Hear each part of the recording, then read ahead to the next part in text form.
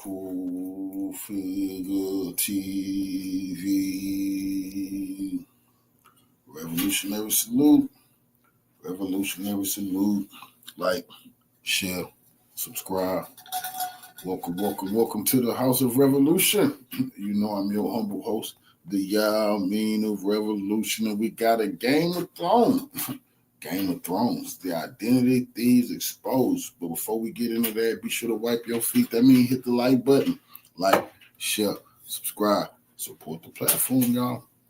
But it's going to be a very informative and enlightening and informational and educational live. Revolution is for breakfast, lunch, and dinner. I got some revolutionary breakfast for y'all.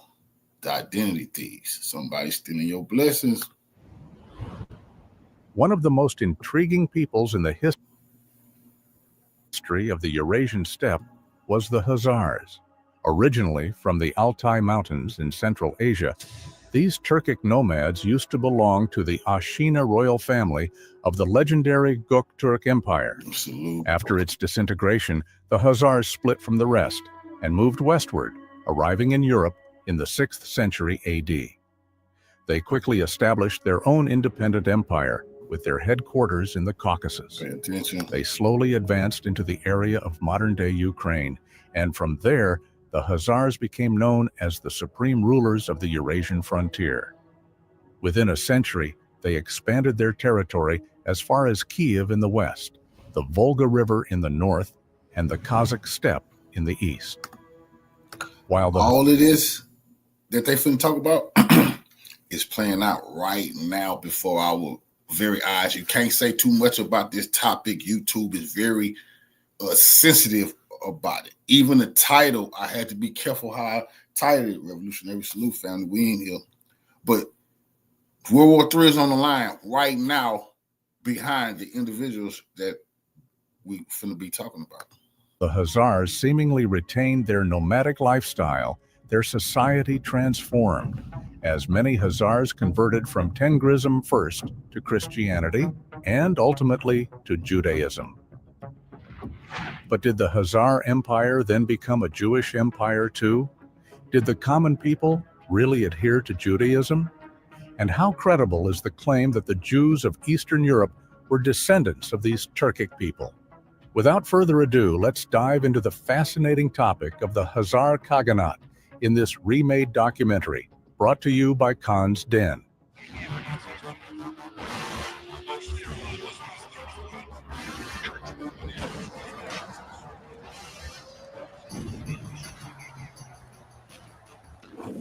See, now let me say this. A lot of these puppet Arab leaders, Saudi Arabia, Qatar, they come from this branch. They playing like they don't. The Ottoman Empire, what they say they Turkish, they come from this branch. They playing a game. It's a Game of Thrones on the whole world. This documentary presents historical events based on extensive research and available evidence. While Khan's Den always strives for accuracy, interpretations of history may vary. Viewers are encouraged to engage in further study and draw their own conclusions.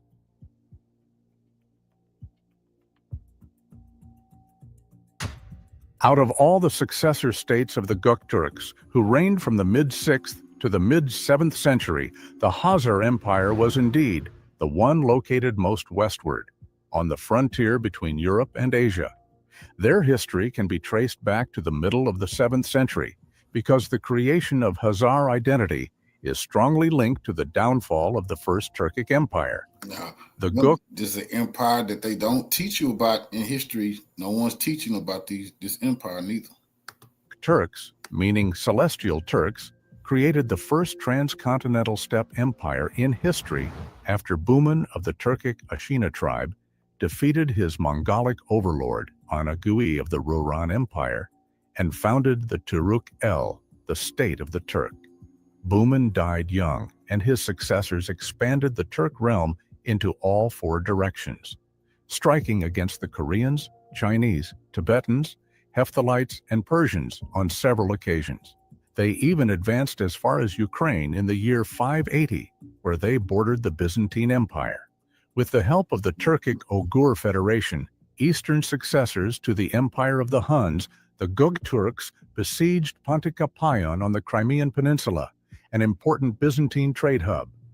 Over time, however, the Byzantines and Turks forged an alliance against their common enemy in between, the Sasanian Persian Empire. In the year 627, hostilities between Byzantines and Persians culminated, and the Turks intervened in the conflict. The ruler of the Turks, a certain Tong Yabgu, besieged several cities in Georgia and Armenia, and sent his general Borishad to attack the Persians through Azerbaijan. However, Tong was heinously murdered by his own kin, and consequently, all Turkic armies retreated back to Central Asia amidst political chaos. By 630, the Eastern Gokturk Empire had fallen into Chinese hands, and the Western Empire had also crumbled due to internal conflict between pro-Ashina and anti-Ashina tribes. Tong Yabgu, before his demise, had plans to annex the newly conquered territories on the Caucasus into his Turkic realm, as is evidenced by taxation plans. But even after his death, the Turkic peoples did not fully retreat from the area. Indeed, Tong's war against Persia had laid the foundation of the Khazar state. Because in the subsequent decades, as the Chinese controlled East Asia, the Turkic peoples in the West started reorganizing themselves. The consolidation in the mid-7th century was certainly a complex process, marked by both continuity with their Gokturk heritage and adaptation to new geopolitical realities. Thankfully, we have several contemporary and, in general, medieval sources for the emergence of the Khazar state in that very time period at hand. For example, Byzantine historian Theophanes the Confessor, writing in the early 9th century, first mentions the Khazars as a distinct political entity around 627 AD during the Byzantine-Persian Wars. He notes their involvement in these conflicts, suggesting that even before their formal state formation, the Khazars were already a significant military force in the region, as did Cebeos, a 7th century Armenian historian. He also mentioned the Khazars in the context of their alliance with the Byzantine Emperor Heraclius against the Persians, and referred to them as the nation of the Turkai, indicating their Turkic origins, and describes their swift military movements and formidable fighting skills during the Caucasus campaign. Another Armenian historian, Movses Kagankatvatsi, was an eyewitness of the Gokturk invasion of the Caucasus. In his History of the Country of Albania, he describes the events in detail. At the arrival of the all-powerful scourge confronting us, the invaders, like billowing waves of the sea, crashed against the walls and demolished them to their foundations. In Partaw, seeing the terrible danger from the multitude of hideously ugly, vile, broad-faced, and with long flowing hair like women, which descended upon them, a great terror seized the inhabitants. They were even more horrified when they saw the accurate and strong Khazar archers, whose arrows rained down upon them like heavy hailstones, and at how the Khazars, like ravenous wolves that had lost all shame, fell upon them and mercilessly slaughtered them on the streets and squares of the city. Their eyes had no mercy for neither the beautiful nor handsome, nor the young men or women. They had no pity, compassion, regrets, and their hearts did not shrink at the sight of the babies embracing their murdered mothers. To the contrary, they suckled blood from their breasts like milk. Lastly, the Arab chronicler al-Tabari, meanwhile, wrote his book History of the Prophets and Kings in the 9th century, but drew on earlier sources. Providing information about the Khazar resistance to Arab expansion, he recorded several battles between the Khazars and the Umayyad Caliphate, highlighting the Khazars' role as a bulwark against Islamic expansion into the Ponto-Caspian region. All of these sources align with the time frame for the reorganization of Turkic peoples in the West, following the disintegration of Turkic unity in Central Asia.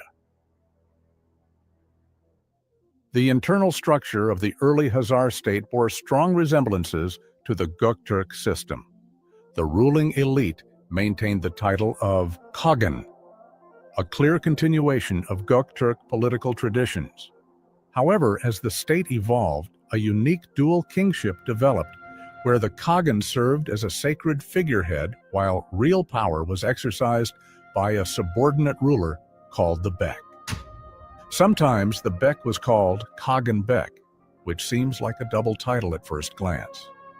This political evolution is hinted at in the account of Ibn Fadlan, a 10th century Arab traveler who visited the Volga region, who gave important accounts about the lifestyles of the Oghuz Turks in Central and the Volga Bulgars in northwestern Asia. Although writing later, his descriptions of Khazar governmental structure reflect earlier developments, providing a glimpse into the sophisticated political system that had developed.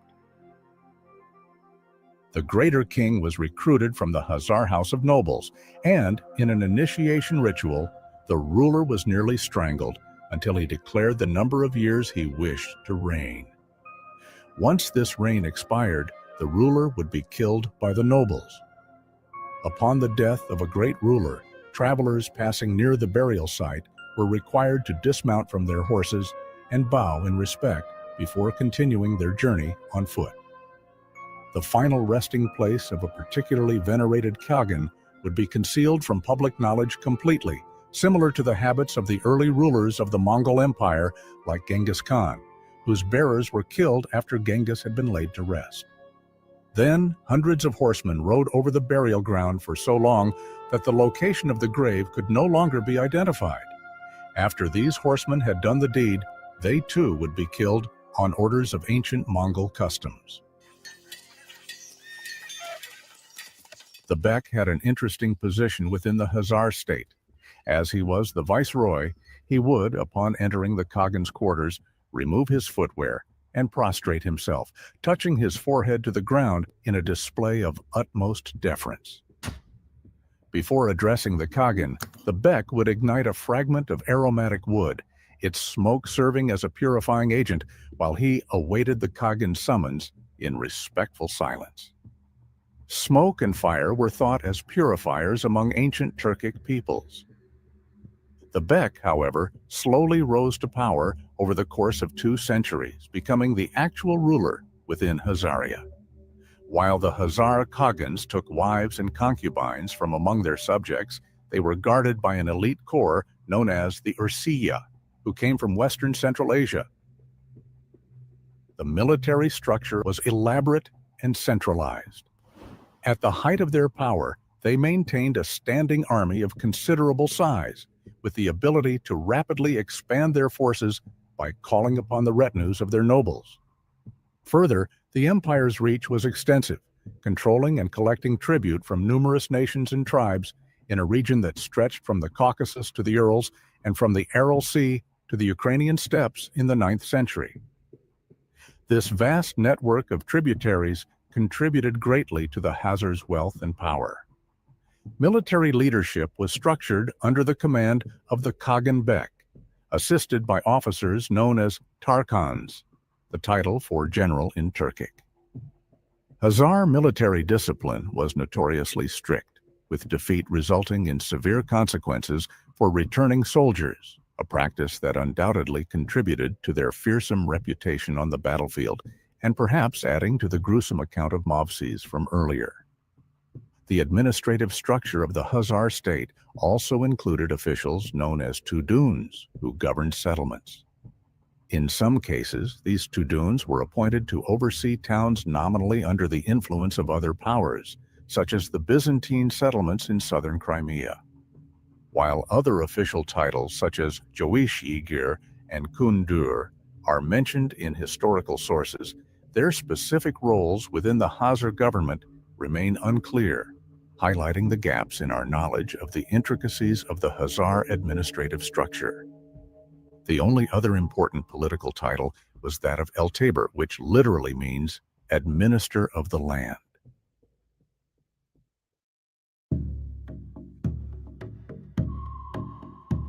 Over time, the term Khazar became a polythonym, a political name, for a variety of peoples indigenous to the greater Caucasus area. The core tribes were Turkic, most likely stemming from Oghuric-speaking tribes, as well as from the Alans. The state included up to 28 ethnicities, many of them non-Turkic. Of course, this development occurred due to the expansion of the Khazar state from a chiefdom to an empire of respectable size. And within this semi-nomadic society, there was constant talk about white and black Khazars. The 10th century Muslim geographer al-Istakhri claimed that the white Khazars were strikingly handsome with reddish hair, white skin, and blue eyes, while the black Khazars were swarthy, verging on deep black, easily confused for Indians. This categorization did not regard the literal looks of the people. White and black were common categories within Turkic societies regarding the social standing of parts of the population. Thus, the white Khazars were of the upper class, often nobles and other wealthy individuals. The black Khazars constituted of the common people, the farmers and hunters, soldiers and merchants. Besides, the Khazars were often described by early Arab sources as having a white complexion, blue eyes, and reddish hair.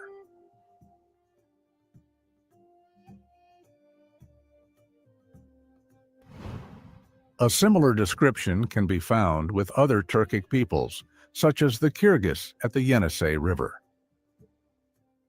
Social mobility within Khazar state was, however, possible, especially for merchants. Because as the state expanded into Ukraine, the Khazars gained control of important trade hubs from Byzantium to Asia and vice versa. Therefore, the merchants gained not only wealth, but also immense political influence within the Khazar Khaganate. The semi-nomadic life relying on animal husbandry and producing an equestrian society never went completely away. But the Khazars did slowly show signs of a settled society, founding cities such as Itel at the Volga River. The Volga's name among the Turks had been Itel or Atel anyway, and still is to this day. Furthermore, the creation of Kiev, the capital of modern-day Ukraine, can also be attributed to the Khazar Empire. Thus, by the end of the 7th century, the Khazar Khaganate had emerged as a formidable power in Eastern Europe and the Caucasus.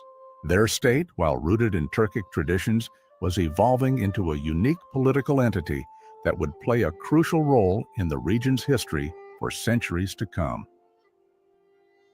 The stage was set for the Khazars to become, as we noted earlier, the supreme rulers of the Eurasian frontier.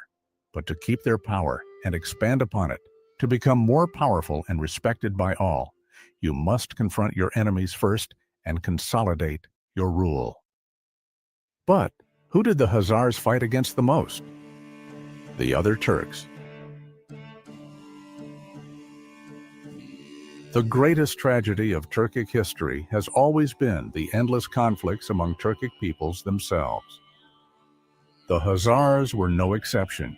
Despite sharing a common heritage, language, and cultural traditions with their Turkic neighbors, they found themselves in frequent military confrontations with their ethnic kin.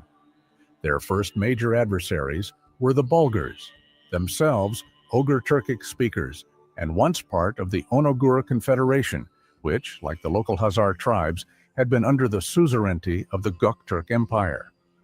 Theophanes recorded that in 679, the Khazars fought a fierce battle with the Bulgars of Batbayan, the eldest son of Khan Kubrat. The Bulgarian Confederation had taken over the Onogur tribes, but was weakened by internal strife after Kubrat's death. Thus, Batbayan proved no match for the rising power of the Khazars. According to Theophanes, the defeated Bulgars split into 3 groups.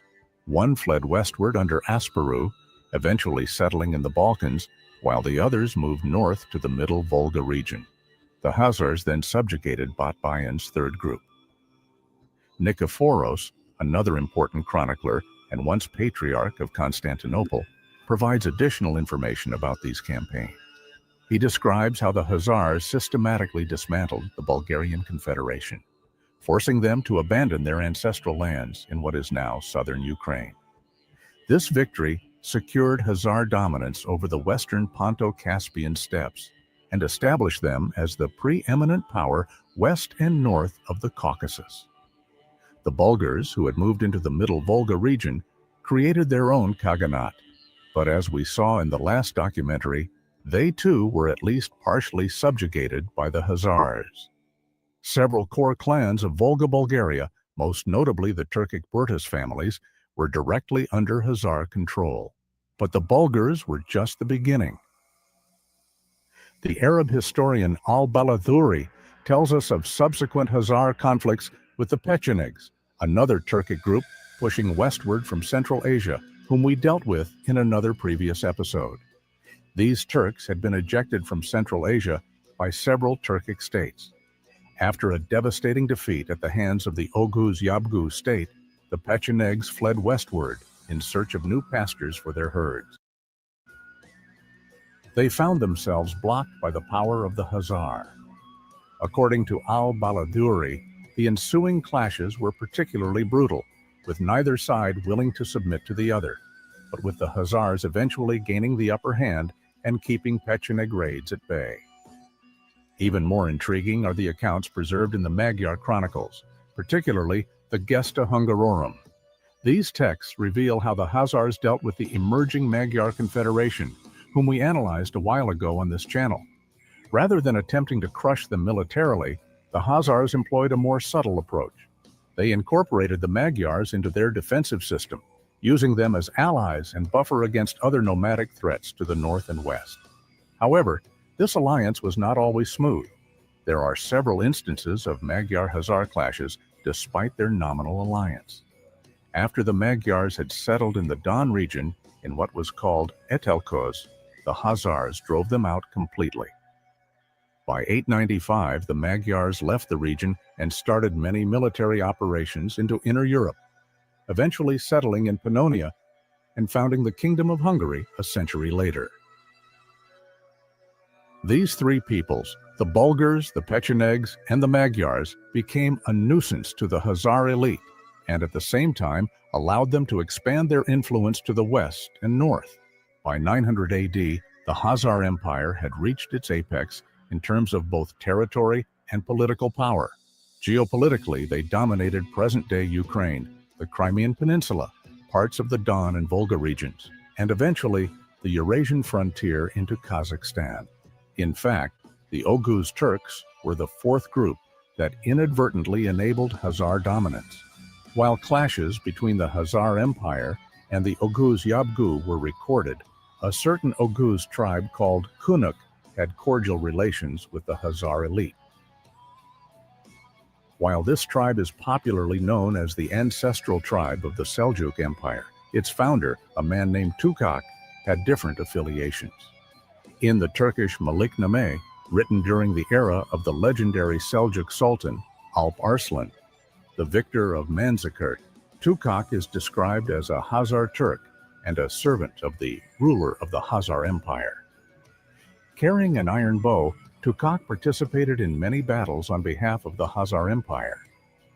Sometime later, when the Khazar state collapsed, the connection between the Khazar elite and the Oghuz tribe broke. Then the Kunuk tribe suddenly left the Oghuz Yabgu state, went to Iran, and founded the Seljuk Empire, named after Tukuk's son, Seljuk. It is likely that the Kunuk, who were mentioned in several chronicles at the bottom of the list of tribes within the Oghuz state, came into conflict with the other Oghuz Turks. Perhaps they attempted a power grab and were forced to leave the ancestral Oghuz homeland. But that is a story for another time. To summarize, the Khazar strategy in all of these inter-Turkic conflicts revealed their political sophistication. Unlike many of their predecessors who relied solely on military might, the Khazars employed a combination of force and diplomacy. They would crush those who directly challenged their authority, like the Bulgars, while forming strategic alliances with others, like the early Magyars and parts of the Oghuz. This complex web of conflict and alliance between Turkic peoples would define the political landscape of Eastern Europe for generations to come. But even as the Khazars dealt with their Turkic rivals and subjects, a far more dangerous threat was emerging from the south. The armies of Islam were on the march, and they would present the Khazars with their greatest challenge yet. The First Arab-Khazar War began in 642 AD and would continue sporadically for more than a century.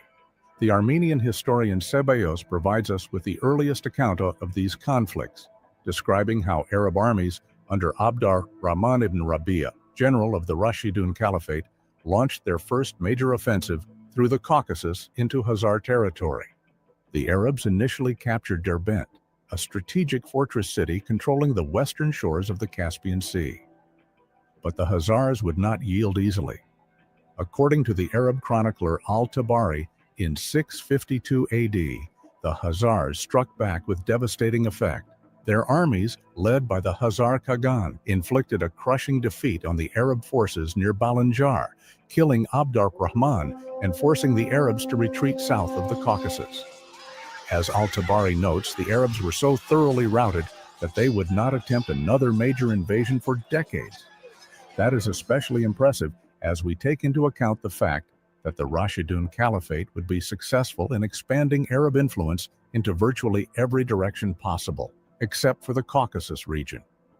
While the Islamization of the conquered regions indeed took decades and most often many centuries, such a process to the north was blocked thanks to Khazar defensive capabilities. The Islamic religion did not spread inside of Eurasia for the time being. But the conflict reignited in the early 8th century. The Arab general Maslama ibn Abd al-Malik launched a massive campaign against the Khazars in 722.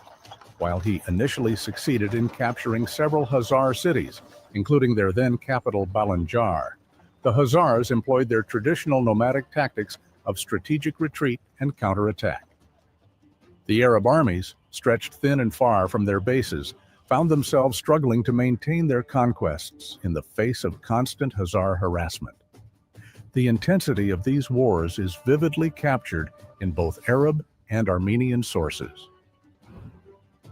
The Armenian historian Wewand, who was also a priest and eyewitness for later events on the Caucasus, describes how the Khazar Khagan led a retaliatory campaign deep into Arab territory in 730, reaching as far as the city Ardabil in South Azerbaijan. The initial victory at Ardabil opened the gates for a Khazar invasion into the Middle East. The commander of the Turkic forces was Barjik, who is described by historian Al-Tabari as the son of the Khagan. It is possible that his mother was Prispit, the Hatan, and thus wife of the Khagan. However, as it is certain that she led armies herself, and even successfully campaigned into Armenia during the Arab Wars, we may assume that Prispit, sometimes called Barspek in the sources, was herself the actual ruler of Khazaria. In any case, her son, Barjik, advanced further into Iraq. The Arabs, striking back with vengeance, defeated his army near Mosul, however, and the Khazars retreated fully from the region. The Arabs time and time again had tried to enter the Caucasus, while only penetrating its frontier due to Khazar resistance. The Turkic armies, however, were successful in entering the territory of the now Umayyad Caliphate up to Mosul, near the later capital of the Islamic world, Baghdad. Why did the Khazars never return again, though? Would the conquest of these prosperous regions not have brought remarkable amounts of prestige to the Khazar royal court in Atil? One might assume that they reconsidered any retaliation due to the vast distances between Khazaria and the Arab center of power, in a similar vein as the Guk Turks left the southern Caucasus, not just due to Tong Yabgu's death, but also the long distance to their home base in Central Asia. Then again, it is striking that the Khazars were much more eager to conquer or drive away other peoples even deep into Volga Bulgaria or Kazakhstan, never granting their own Turkic neighbors a moment of relief. By 750, after more than a century of warfare, both sides reached a stalemate. The Khazars had successfully defended their independence, becoming the only major power to effectively resist Arab expansion. More importantly, they had secured their position as the dominant force in the Caucasus and Eastern Europe. The stage was now set for perhaps the most intriguing chapter in Khazar history, their remarkable conversion to Judaism. Tengrism, the ancient faith of the steppes, was more than just a religion to the Turkic peoples. It was the very foundation of their worldview, as the shaman, actually called Kağan among the Turks, was the most spiritual human of society. Tengrism included elements that prohibit us from simply categorizing it as a form of shamanism. Because the Kağan was not at the center of the Turks' worldview. Instead, it was Tengri who served as both the supreme deity and the embodiment of the celestial order that governed all existence. In Turkic cosmology, the world was divided into three spheres: the celestial realm of Tengri above, the middle world of humans under the sight of Mother Umay, and the underworld ruled by Erlik Khan. The Khagan of every single Turkic empire was seen as the earthly representative of Tengri, chosen by heaven to rule with divine mandate, much like their Göktürk predecessors had claimed. This concept of divine election, the Kut, was central to Turkic political legitimacy. Sacred trees, mountains, and rivers dotted the spiritual landscape of the Turks. The ancient Orkhon inscriptions speak of the Yer-Su, the earth-water spirits, which alongside Tengri protected the Turkic peoples in everyday life. Even the cardinal directions held deep spiritual significance, with east being particularly sacred as the direction of the rising sun. That is why the Göktürks, whose name can also mean Eastern, were the most divine of all Turkic rulers. But unlike many other Turkic peoples who gradually embraced Islam or Christianity while retaining elements of their shamanic traditions, the Khazars would make an unprecedented choice. Their adoption of Judaism marks one of the most intriguing yet curious religious transformations in all of Eurasian history. The first hints of Jewish influence in the Khazar Empire appeared during their wars with the Arabs. While the Khazars successfully resisted Islamic military expansion, they found themselves at a crossroads. To their south lay the powerful Muslim Caliphate, while to the west, the Byzantine Empire represented Orthodox. See, this is a Turkic people, and that's why right now the games that these identity thieves is playing in Israel and Turkey is playing is shameful. They're the same goddamn people, and the Turkic people just infiltrated Islam, and these individuals infiltrated Judaism. Orthodox Christianity. Both powers actively sought to convert the peoples along their frontiers. The Khazars, however, chose a third path. According to the Schechter letter, a document discovered in the Cairo Geniza in 1912, the conversion of the Khazars to Judaism occurred in the 8th century. Instead of giving exact dates, the letter hints at events that implied Judaism to have become a state religion by that time. For example, after the Khazars converted to Judaism, some Alanians who already practiced Judaism came to save the Khazars from renewed Arab attack henceforth. The Alanians were a people who were guarding parts of the Caucasus already when the Göktürk Empire was in existence. They were the ones safeguarding the Byzantine envoy in the form of Zemarcus from Persian ambushes as he transpassed Anatolia to return home from Göktürk territory to Constantinople.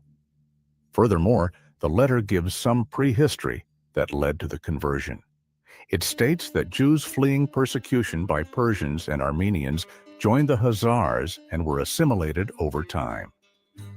Then, a strong and warlike leader named Sabriel became the head of the Khazars. As he was a distant descendant of Jewish settlers, with the persuasion of his wife Sarah, he converted to Judaism. As a result, more and more Khazar nobles followed suit. The name Sabriel actually refers to Bulan, who was the supreme Khagan in the middle of the 8th century. The Schechter letter claims that Bulan was most successful in campaigns in Azerbaijan, Armenia, and Persia, possibly referring to his involvement in the Second Arab-Khazar War. Other important documents from regions west of the Khazar Empire give further hints about the conversion date. For example, the Expositio in Mattheum Evangelistum, the commentary on the Gospel of Matthew. It was written by the Benedictine monk Christian of Stavelot, as he taught in the Belgian city of Liège.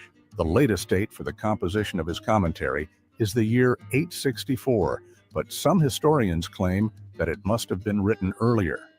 In it, he confidently states that a people called Khazari lived in the lands of Gog and Magog. These people were circumcised and observed all the laws of Judaism. Gog and Magog were often identified with a horrific pair of either monsters or peoples who, in Jewish, Christian, and Islamic traditions, were in some way, shape, or form connected to the end of days. While interpretations of where Gog and Magog were to be located varied over the centuries, it is likely that they were supposed to live in the very area that we have been talking about for years on this channel, the Eurasian steppe belt.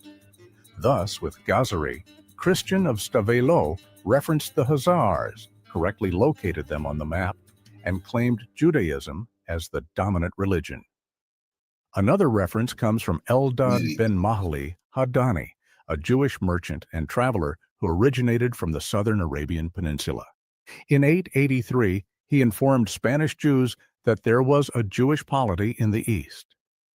He also told them that fragments of the legendary 10 lost tribes, part of the line of Simeon and half-line of Manasseh, dwelt in the land of the Khazar. Those lies. They supposedly received tribute from 25 kingdoms and were thus a great power in their region. The Schechter letter, the commentary on the Gospel of Matthew, and the Chronicles of Eldad Haddani collectively suggest that the Khazars had embraced Judaism by the 8th century. It seems reasonable to conclude that Judaism spread in Khazaria as a result of an influx of Jewish migrants. The initial wave of immigration is thought to have occurred during the reign of Harun al-Rashid, the Caliph of the Abbasid Empire, between the 8th and 9th centuries. Under his orders, Jews and Christians were required to wear distinctive symbols on their clothing, abstain from riding horses, and endure other forms of similar indignity. The Jews leaving the Near East then found refuge in Khazar lands, where they were free to roam as they wanted. The Tengris Turkic society was not conducive to religious persecution or humiliation of any kind, after all.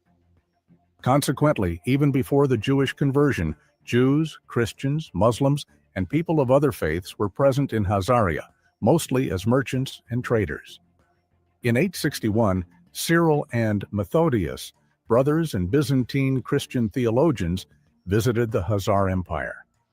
Later, they mentioned that the ruler of the Khazars would have been Zechariah. A century after Bulan's reign, Zechariah is the first Khazar ruler we know of not to carry a Turkic name, but an Abrahamic one. Indeed, all following rulers cultivated non-Turkic names from now on. Examples are Obadiah, Isaac, Aaron, and Benjamin. Imagine that. Under Obadiah, the process of Jewish influence had reached its climax. He made sweeping religious reforms by establishing synagogues and schools, bringing in Jewish scholars from Mesopotamia, and introducing the Talmud and rabbinic learning. This suggests that the Khazars adopted not just biblical Judaism, but the full rabbinic tradition. The conversion appears to have been primarily among the ruling elite at first. The Kagan, the Bek, and the major nobility accepted the new faith, while the general population likely adhered to a diverse array of beliefs, including Tengrism, Islam, and Christianity.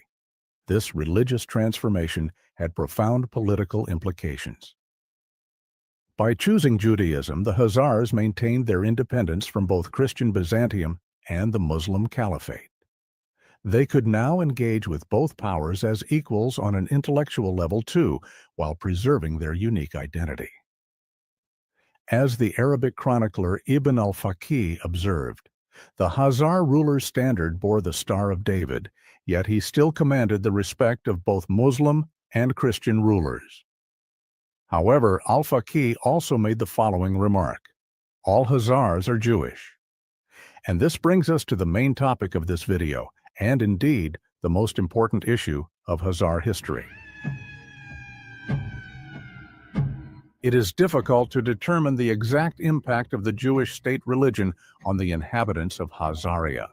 While the king's list, or rather Kaganal list, of the Khazars makes certain the Jewish faith of all rulers, a complete conversion of all peoples is not certain at all. Remember, the core ruling dynasty and the elite warriors of the Khazar Empire were Turkic. An Oghuric Turkic dialect was also the lingua franca of the state, but over time, Khazaria became a multicultural melting pot of many different cultures and ethnicities. The more power and influence the Khazars gained, the more migrants they attracted from faraway lands. There are more sources from which we can deduce the impact of Judaism on the common people. The 10th century Persian geography text, Hudud al-Alam, describes how the Khazars maintained their traditional tribal structure and military organization. The common people, particularly those living in the steppes, continued their nomadic lifestyle and ancient customs. Muhammad ibn Hawqal, an Arab traveler from Mesopotamia, there were people of multiple religions living in Khazaria, with plenty of mosques, churches, and synagogues. So therefore, Muslim mosques stood alongside Christian churches and Jewish synagogues in Khazar cities, especially in the capital. Ibn Hawqal also notes with amazement that the Supreme Court of Atil included 2 Jews, 2 Muslims, 2 Christians, and a so-called pagan, so a Tengrist, to ensure that every subject could be judged according to their own religious laws. Before we continue with the fatal question of the spread of Judaism among the common Khazar populace, and thus conclude with the implications for later Eastern European and Jewish history, let us quickly return to the world map and Khazar geopolitics. The religious choice of the ruling elite certainly reshaped Khazar diplomacy. Up to this point, the Khazar Empire had served as a buffer state between the Arab caliphates to the south, the Byzantine Empire to the west, and various nomadic and mostly Turkic groups in the Eurasian steppe belt. But while the Khazars fought many wars against both the Arabs and their own Turkic kin, their relationship with the Byzantine Empire was more nuanced. The Göktürk intervention in the Byzantine-Persian War of 626 under the command of Tong Yabgu serves as an entry point into Khazar-Byzantine affairs. Perhaps the most dramatic example of this relationship occurred in 695, when the deposed Byzantine Emperor Justinian II, known as the Slit Nose after his mutilation, sought refuge in Khazar territory. The Khazar Khagan, Buzir, not only granted him asylum, but cemented their alliance through a marriage between Justinian and his sister, who took the Byzantine name Theodora after converting to Christianity. This alliance was tested, however, when the Byzantine usurper Tiberius III attempted to bribe Buzir to assassinate Justinian. It was Theodora herself who warned her husband of the plot, allowing him to escape, but not before killing 2 Khazar officials in the process. Despite this bloody episode, when Justinian later regained the throne, he sent for Theodora, who was crowned Augusta. This suggests that both powers valued their alliance above personal grievances. The Byzantine-Khazar connection grew even stronger in the face of Arab expansion. Emperor Leo III orchestrated another significant dynastic marriage, wedding his son Constantine to a Khazar princess named Tzitsak in the year 732. Tzitsak's actual name might have been Çiçek, flower in Turkic. Upon her conversion to Christianity, she took the name Irene, and their son, the future Leo IV, would be known to history as Leo the Khazar. The Khazar influence in Byzantium extended beyond marriage alliances. By the mid-9th century, Khazar warriors served in the elite Byzantine Hetairaya bodyguard, protecting the very emperors with whom their people had forged such strong ties. Their presence in Constantinople itself speaks to the deep trust between these two powers.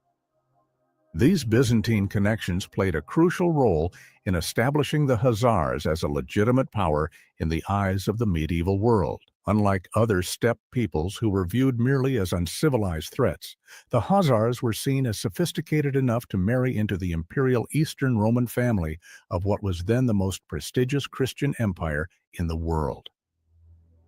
The decline of the Khazar Empire was not a sudden collapse, but rather a gradual process of territorial loss, economic decline, and shifting alliances.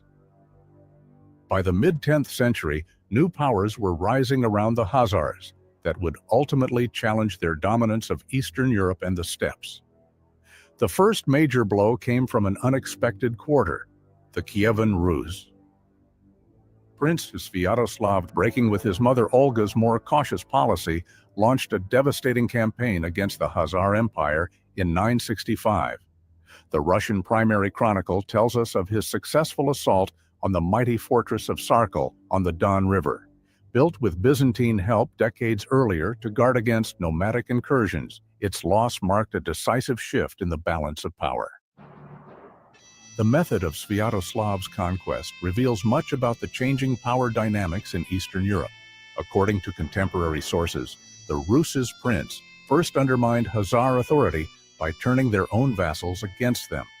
The Viatich tribes, longtime tributaries of the Khazars, were given a stark choice: ally with Kiev or face military consequences. Those who resisted were forcibly brought under Rus' control. Most tellingly, Sviatoslav employed the age-old strategy of using nomads against nomads. He recruited Oghuz and Pecheneg mercenaries for his campaign, a brilliant tactical move to counter the renowned Khazar cavalry. The devastation wrought by this combined force was total. After taking Sarkel and sacking the wealthy Crimean port of Kerch, Sviatoslav's armies struck at Atal itself. A contemporary witness, whose account survives in Arabic sources, paints a haunting picture of the aftermath. The Rus attacked, and not a grape or a raisin was left, not a leaf on a branch. The geographer al-Makdisi, the first historian to identify himself as Palestinian, notes that from then on, merchants bypassed the Khazar territories, preferring routes through the Kievan Rus or Volga, Bulgaria. The loss of trade revenue, which had been the basis of Khazar power, proved disastrous.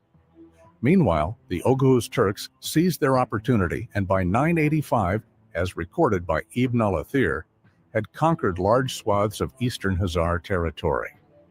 In the year 1016, according to the Armenian historian Stepanos of Taran, a combined Byzantine-Russian force dealt the final blow to what remained of Khazar power. The last Khazar Khagan, whose name is lost to history, fled to the steppes with his remaining followers.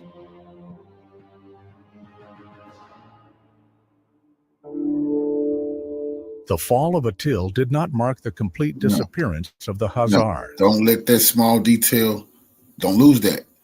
The leader took the rest of his followers, and then they went into the steppes of Europe. Those are the individuals later on who seized all the capitals. They the small hats, those the Rothschilds. Those are all of those individuals, and you heard what he just said. Who put it into the empire? The Russians. Then you fast forward to what's going on right now. History is repeating itself, but what's going on has everything to do with what happened way back then.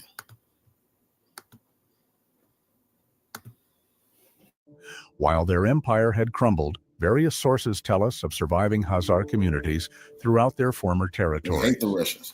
Al-Muqaddasi describes a region beyond the Caspian Sea where Khazar Jews still lived, albeit in diminished circumstances, maintaining sheep herds and honey production.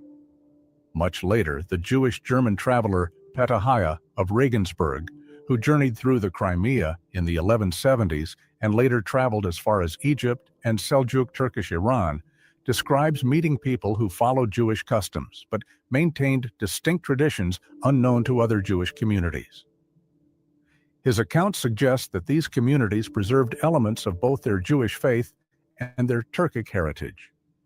An intriguing episode occurs in 1016, when Byzantine sources tell us of a ruler named Georgius Tsul. His Christian name suggests the religious diversity that persisted among the Khazar elite.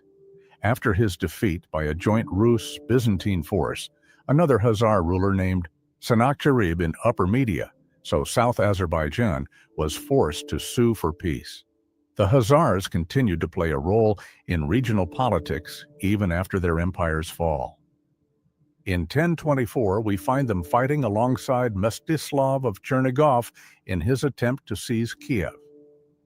By the 1080s, the Rus prince Oleg Sviatoslavich still claimed the title Archon of Khazaria, suggesting that the concept of Khazar territory retained some political significance.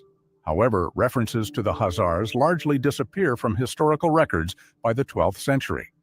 By the 13th century, they survived in Russian folklore only as Jewish heroes in the Zemlya Judovskaya, the land of the Jews. Their population had been largely absorbed into the successor peoples of the steppes, leaving behind only scattered place names and cultural memories.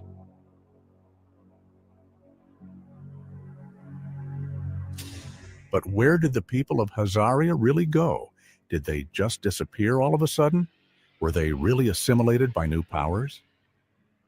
The question of Khazar legacy extends far beyond mere cultural influence.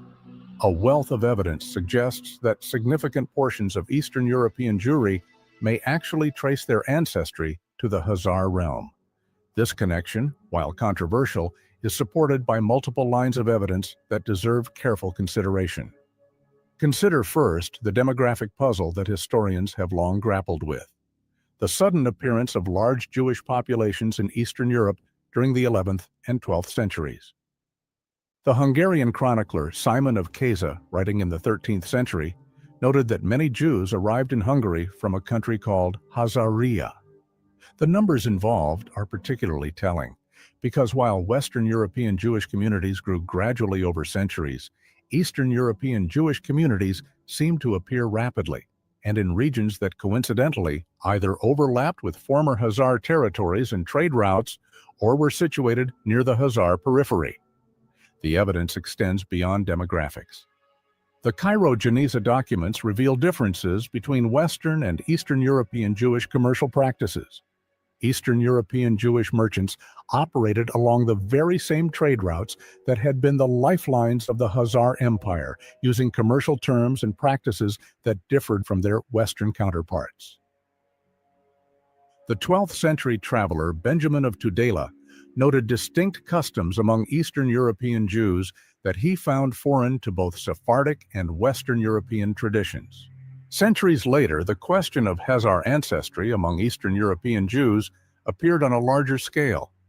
Taking various arguments into account, it is perhaps best to let those speak who were themselves of Jewish descent. Like Abraham Furkovich, a rabbi active in modern-day Ukraine. He proclaimed that the members of his Turkic-speaking sect were descended from Turkic converts to Judaism. Furkovich belonged to the Karaites of Crimea, a small group of Judaic people who spoke and still speak Turkic languages. By the 19th century, they began to distinguish themselves from other Jewish groups, sending envoys to the Russian rulers to plead for exemptions from harsh anti-Jewish legislation. Successfully, they were granted the same rights as their Christian and pagan Tatar neighbors. Later, they were considered non-Jews by the Nazi invaders. This left the Karaites untouched by the horrors of World War II, unlike other Turkic-speaking Jews like the Krimchak that were almost wiped out. The Karaite situation was picked up by Ernest Renan and others in the late 19th century, which initiated controversial debates among European intellectual elites in the early 20th century, on the eve of World War II and the extermination of most European Jews. After the establishment of the State of Israel in 1948, discussions picked up again.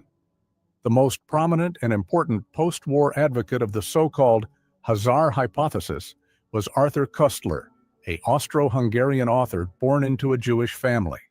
He proposed that after the conversion of the Khazar Empire, the Khazars time and time again westwards into Eastern Europe, with the largest wave of migrants arriving after the destruction of the state in the 11th century. Another notable author is Shlomo Sand. He published his book, The Invention of the Jewish People, in which he also proclaimed that Ashkenazi Jews in Europe were directly descended from Khazars.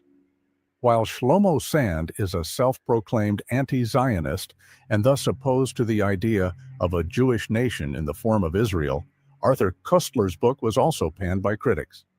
In general, the Khazar hypothesis has been criticized for decades.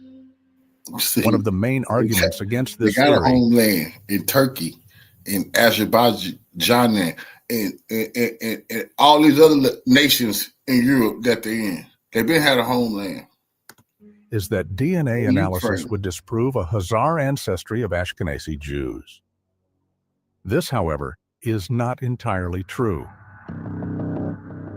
There are various genetic studies of Jewish peoples that paint a more nuanced picture. According to a study from 2004, 35% to 43% of Jewish men are in the paternal line known as haplogroup J. This very haplogroup is particularly present in the Middle East and the Caucasus, the former base of the Khazar Empire. A 2003 study of the Y chromosome pointed to multiple origins for Ashkenazi Levites, a priestly class who comprise approximately 4% of Ashkenazi Jews. It found that haplogroup R1A1A, which is uncommon in the Middle East but dominant in Eastern Europe, is present in over 50% of Ashkenazi Levite. The study thus suggested a founding event involving very few European men, occurring at a time close to the initial formation and settlement of the Ashkenazi community as a possible explanation. This may indicate a Khazar origin, with a few Khazars moving into Eastern European communities, settling there, intermixing, and founding new families. Kevin Allen Brooke, who wrote numerous articles and a very concise book about the Khazars, found the following. In a 2022 article, he pinpointed the Ashkenazic branch of N9A3 as the daughter subclade of a variety found among Bashkirs, an Oghuric Turkic people of the Ural region and distant relatives of Magyars and Huns, and proposes that the former could come from a Khazar woman. In a 2009 study, 4 Jewish groups, Ashkenazi, Turkish, Moroccan, and Tunisian, were compared.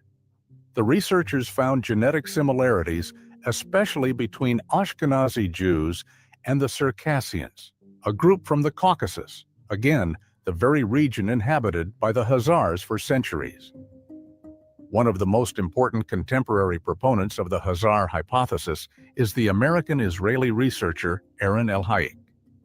In a 2012 study, he concluded the following. Strong evidence for the Khazar hypothesis is the clustering of European Jews with the populations that, in his opinion, resided on opposite ends of ancient Khazaria, Armenians, Georgians, and Azerbaijani Jews. Because Caucasus populations remained relatively isolated in the Caucasus region, and because there are no records of Caucasus populations mass migrating to Eastern and Central Europe prior to the fall of Khazaria, these findings imply a shared origin for European Jews and Caucasus populations. So after nearly an hour of extensive storytelling and academic analysis, you might have more questions on your mind than you had before watching this documentary. The same will apply to anyone, be it interested layman, armchair historian, or actual academic, who ever dealt with Khazar history, or really any people.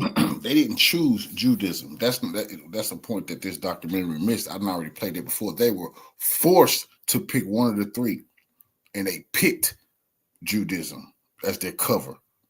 They never gave up their secret practices. They just used it because they didn't want to be Muslims and they didn't want to be Christians. So they picked Judaism. But this is a Turkic people who has been warring with their neighbors, hate Russia, have a disdain and a hate for Russia like that no other. Why? Russia destroyed, put the final nail in their empire, and it was the Russian Christian empire which was forcing them, because of their practices, to pick a religion, that emerge from the steppes. There are indeed many open-ended questions that we cannot answer for a simple reason. Most information that we could have about the Khazars were lost in time. Nonetheless, it is possible to draw some conclusions confidently. The story of the Khazar Empire stands as one of history's most remarkable yet underappreciated sagas. From their origins as Turkic nomads from the Göktürk Ashina dynasty, originating in the Altai Mountains, to their emergence as a sophisticated trading empire, from their unique religious transformation to their lasting impact on Eastern European Jewry, the Khazars challenge our understanding of medieval history. Their And political another thing this documentary left out that other ones done told, history, I say identity thieves, history called them identity thieves. The Asians and the European and the Christians used to call them identity thieves. Why? Because you see, they said they built their kingdom on ancient traveling routes. They used to kidnap and kill individuals, steal their identity, and then go to wherever those people were going and sell the merchandise they stole and pretend like they're you. And they would just confiscate your identity. These was the same individuals. So history was saying they were identity thieves. achievements were extraordinary.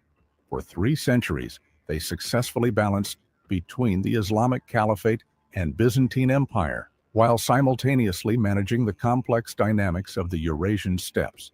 Their military prowess halted Arab expansion northward, effectively protecting Eastern Europe from Islamic conquest. Their commercial acumen transformed the regions between the Caspian and Black Seas into a thriving trade zone. For the Khazars, the world was not black and white, but rather many shades of gray. They were as pragmatic as it gets. This mentality was reciprocal to their original pragmatism. As their once glorious Turkic Khaganate was left in shambles, the core Turkic Khazar groups had to reorganize themselves without any help. They had to assert themselves against many smaller and a few larger tribes and federations in the Caucasus. As they won battles and gained new followers, they incorporated those once hostile people into their domain. As they expanded into the Ponto-Caspian steppe and reached as far as the Don River, they also consolidated imperial tradition of the Turkic kind in this very region. The last Turkic empire that had had a profound impact was that of the Huns, 4 centuries prior. But it was their religious and cultural transformation that truly set the Khazars apart from their neighbors, and even other steppe and Turkic peoples. The Khazars' adoption of Judaism, while maintaining their Turkic political and military traditions, created something entirely new in world history. This synthesis showed that seemingly rigid cultural and religious boundaries could be more fluid than anyone had imagined. The evidence we've examined, historical, archaeological, and genetic, strongly suggests that the Khazar legacy lived on long after their empire's collapse. Their influence can be traced in the emergence of Jewish communities across Eastern Europe, in distinctive cultural practices, in trading patterns, and even in the genetic makeup of various populations. Whether the Khazar hypothesis is really true, whether most of the European Jews that were exterminated during World War II actually stemmed from the Khazar people, there is no answer to that. However, with all the evidence and implications that we do have at hand in mind, Khan's Den suggests not to discard and reject such theories easily. In our contemporary world, this topic is very controversial, yet it is important to engage in. Because most importantly, the Khazar Empire reminds us that history is rarely as simple as we imagine. In an age when we often think of civilizations as clearly defined and separate, the Khazars show us a world where nomads could become merchants, where steppe warriors could embrace sedentary religions, and where cultural identities could be both transformed and preserved. As we reflect on their remarkable civilization, we're reminded of that single line preserved in the Kiev letter and written in the old Turkic running script from the Göktürk era. It says, Okurum. In Khazar Turkic, modern Turkish, and all other Turkic languages, this means, I will read it, or I have read it. In a tragic twist of events, all sources that you have heard about today were not written by the Khazars by themselves. We have no texts from their realm left. It was destroyed nearly entirely. Ibn Halkal, in an account unrelated to the Khazars, once noted that Turk soldiers had the precedence of every other race, and the caliphs always chose them on account of their excellent jervises, their obedient disposition, their bravery, and their fidelity. While the Khazars slowly fell out of place among the Turkic steppe world and lost their ways completely by the 10th century, other Turkic peoples were on their way from Central Asia to Europe and the Near East. Almost simultaneous to the fall of the Khazars was the rise of another Turkic group, which we have mentioned a few times on this channel, the Kipchaks. Their rise to power initiated what is arguably the greatest era in all of Turkic steppe history, ever. One last note before we end this ordeal. Khan's Den is now nearing its 5th birthday. On its way to 100,000 subscribers is... What he leaving out is the Ottoman Empire. That's a Turkic people too. Now you see the games that's being played if you see that the Ottoman Empire and the so-called Israelis are the same goddamn identities. They're the same people, pretending like they're not. It done infiltrated these different religious organizations.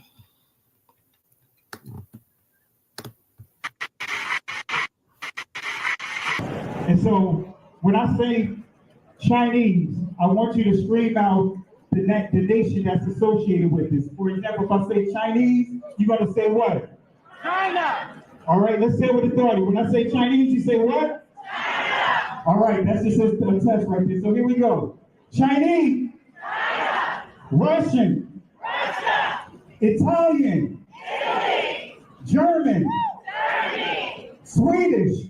Sweden. Korean. Korea. Egyptian. Egypt. Nigerian. Nigeria. Black. Tell it, Pastor. Tell it, Pastor. Black, nothing. I hope you were able to successfully identify the issue. The lion won't sleep tonight. 'Cause we woke now, and we woke now. I said the lion won't sleep tonight. 'Cause we woke now, and we woke now.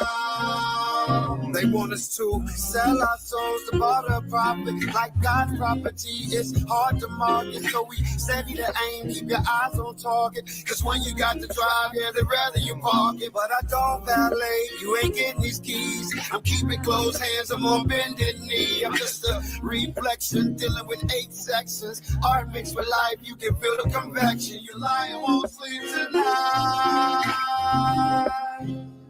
'Cause we woke now, and we woke now. I said the lion won't sleep tonight. 'Cause we woke now, and we woke now. I said I'm about to show you something extremely controversial. It's even illegal in the state of Israel. Ladies and gentlemen, my DNA. Now, I bet you thought it was going to be a lot crazier than that. This TikTok caused a storm online, with many debating what his results, which show no trace of being from Palestine or the Middle East, despite being Jewish, mean. This story begins in October 1949, 1 year after Israel's formation. This is when Netanyahu was born, the second child of a historian. His paternal grandfather was a rabbi and a Zionist writer. His name was Nathan Milikowski. Later in life, he Hebraized his surname from Milikowski to Netanyahu, a name which means God has given. This is Yair Netanyahu's DNA test that has been leaked. You can see right there his... DNA testing to prove Jewish ancestry is a hot-button political issue in Israel. For example, Israel's chief rabbinate has pushed for the ancestry DNA tests to be allowed to prove Jewishness in certain cases. In particular, many Jews who have emigrated to Israel from the Soviet Union who may not have had the necessary paperwork that shows they are Jewish, have sought to get genetic tests done to show they are Jews. In 2019, a political scandal erupted when it appeared Russian Jews were secretly submitting DNA tests to the rabbinate in order to obtain the right to move to Israel.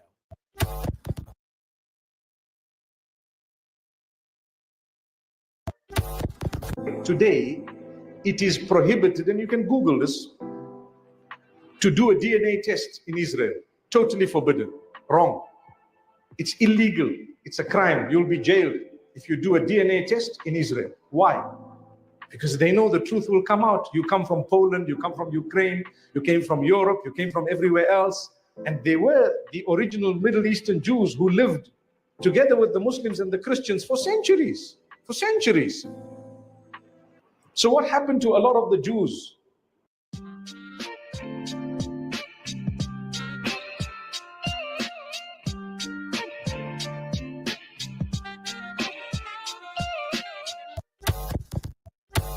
You know what you are? You're an ancient Israelite. Ancient Israel, that's who we are. That's who we are.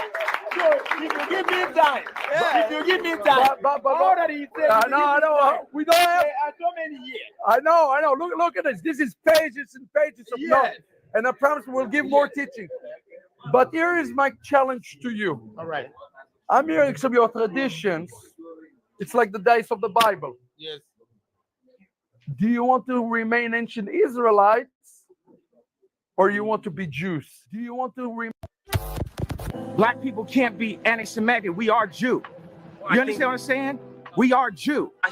So cool out. Until you do your facts, until you really do the facts with the fake indoctrination that y'all pull into the schools and all that, you know what I'm saying? We're not following y'all rules.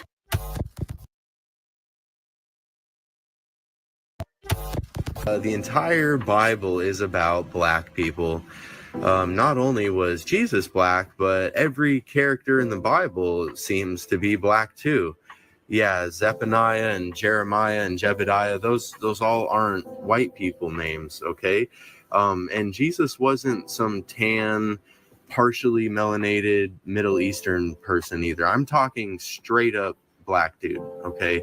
Even in the book of Revelation, when you get the vision of Daniel, he's describing someone with feet like burnt brass and white woolly hair, and we've got the deep running water voice with the red eyes, and you guys, he's black. The Jewish people are black people, like Kanye was right. Hitler was, and the Nazis, of course, expanded on Margaret Sanger's approach to eugenics, right? Eugenics was a movement that was born in the United States under hard doctrines of racism with the intent of eliminating the tribe of Judah in the African-American community in this country, right? To eliminate them. With the intent of eliminating the tribe of Judah, with the intent of eliminating the tribe of Judah in the African American community in this country, right? To eliminate them. Anyone ever heard of the word anti-Semitic? What's that mean? What's that mean? Against who? Against the who? Say it one more time. Against the who? If you're anti-Semitic, you're against Jews. Where'd that come from? Anti-Semitic, the word only goes back to the late 1800s. As it relates to being anti-Jewish. Now, don't throw your rocks at me. But how is it that only white Jews get to be referred to as Semitic? But how is it that only white Jews get to be referred to as Semitic? But how is it that only white Jews get to be referred to as Semitic?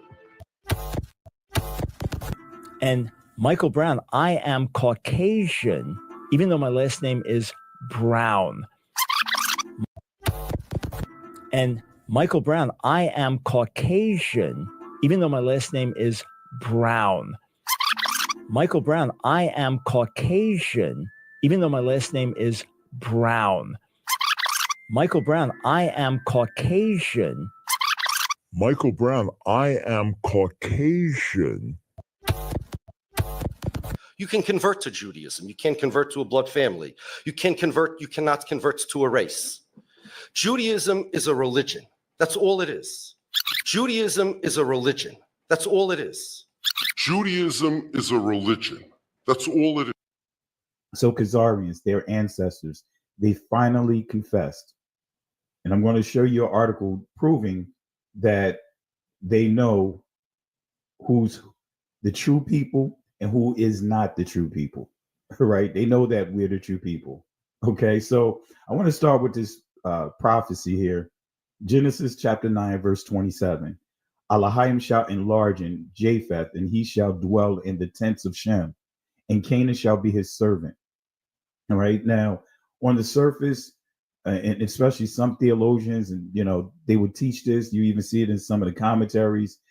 As far as within Christianity, certain circles, they would look at this, or they would teach that this is like a complementary scripture. How the Most High is blessing Japheth to be able to grow and occupy.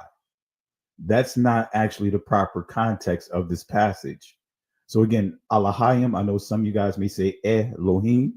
All right, Elohim is the ancient pronunciation, falls right in alignment with Allah in the Arabic, which comes from the Syriac language, and also Aramaic, Allah, right? The yam at the end is the plural. But anyway, Elohim shall enlarge in Japheth, and he shall dwell in the tents of Shem, and Canaan shall be his servant. So what is the proper context of this key prophecy? Well, what is the meaning of enlarged?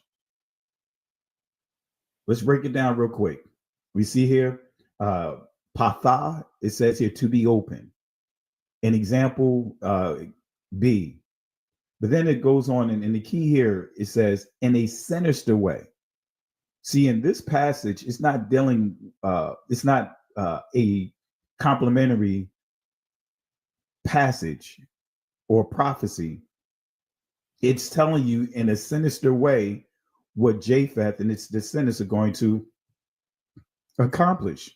All right. So in a sinister way, delude, allure, deceive, enlarge, entice, flatter, persuade, right? Silly one. But the key here again, delude, allure, deceive, enlarge, entice. So notice here, it says in a sinister way.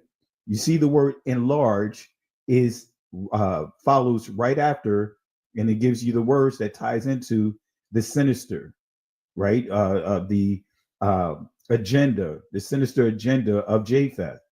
So enlarge is not a blessing, it's actually a prophecy of destruction.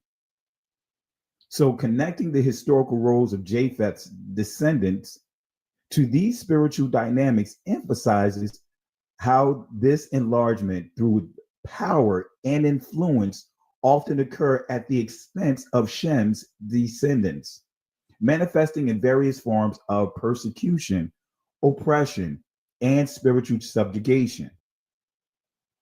So this prophecy, as we've been teaching this, I've been teaching this for years, this prophecy connects with the prophecy of the son of perdition. Now here's the prophecy of the son of perdition, and you'll see how it connects. Let no man deceive you by any means, for that day shall not come except there come a falling away first, and that man of sin be revealed, the son of perdition, right? Verse 4, who opposes and exalted himself above all that is called Elohim. And again, some of you guys will say Elohim, or that is worship, so that he as Elohim sitteth in the temple of Yahweh, showing himself that he is Yahweh. And when you really want to understand the son of perdition, one of the key attributes of the son of perdition is they want to be worshiped. Notice I say they, even though the son of perdition, singular, right? But we're dealing with the son of perdition and the descendants, his descendants. You guys already know, I already taught this, just to bring some of you guys up to speed. Japheth is the son of perdition. His seeds fall right up under him, the bloodline. And you'll see how his seeds persecuted the Israelites, how they caused trouble for others, like the seeds of Ham, the sons of Ham. Look at the Egyptians. So I just want to make sure you guys understand that, and I encourage you guys, go watch the lesson I did on son of perdition. And I actually go into the details. I'm not going to go into the details tonight, but again, the son of perdition is Japheth. Japheth is the son of perdition.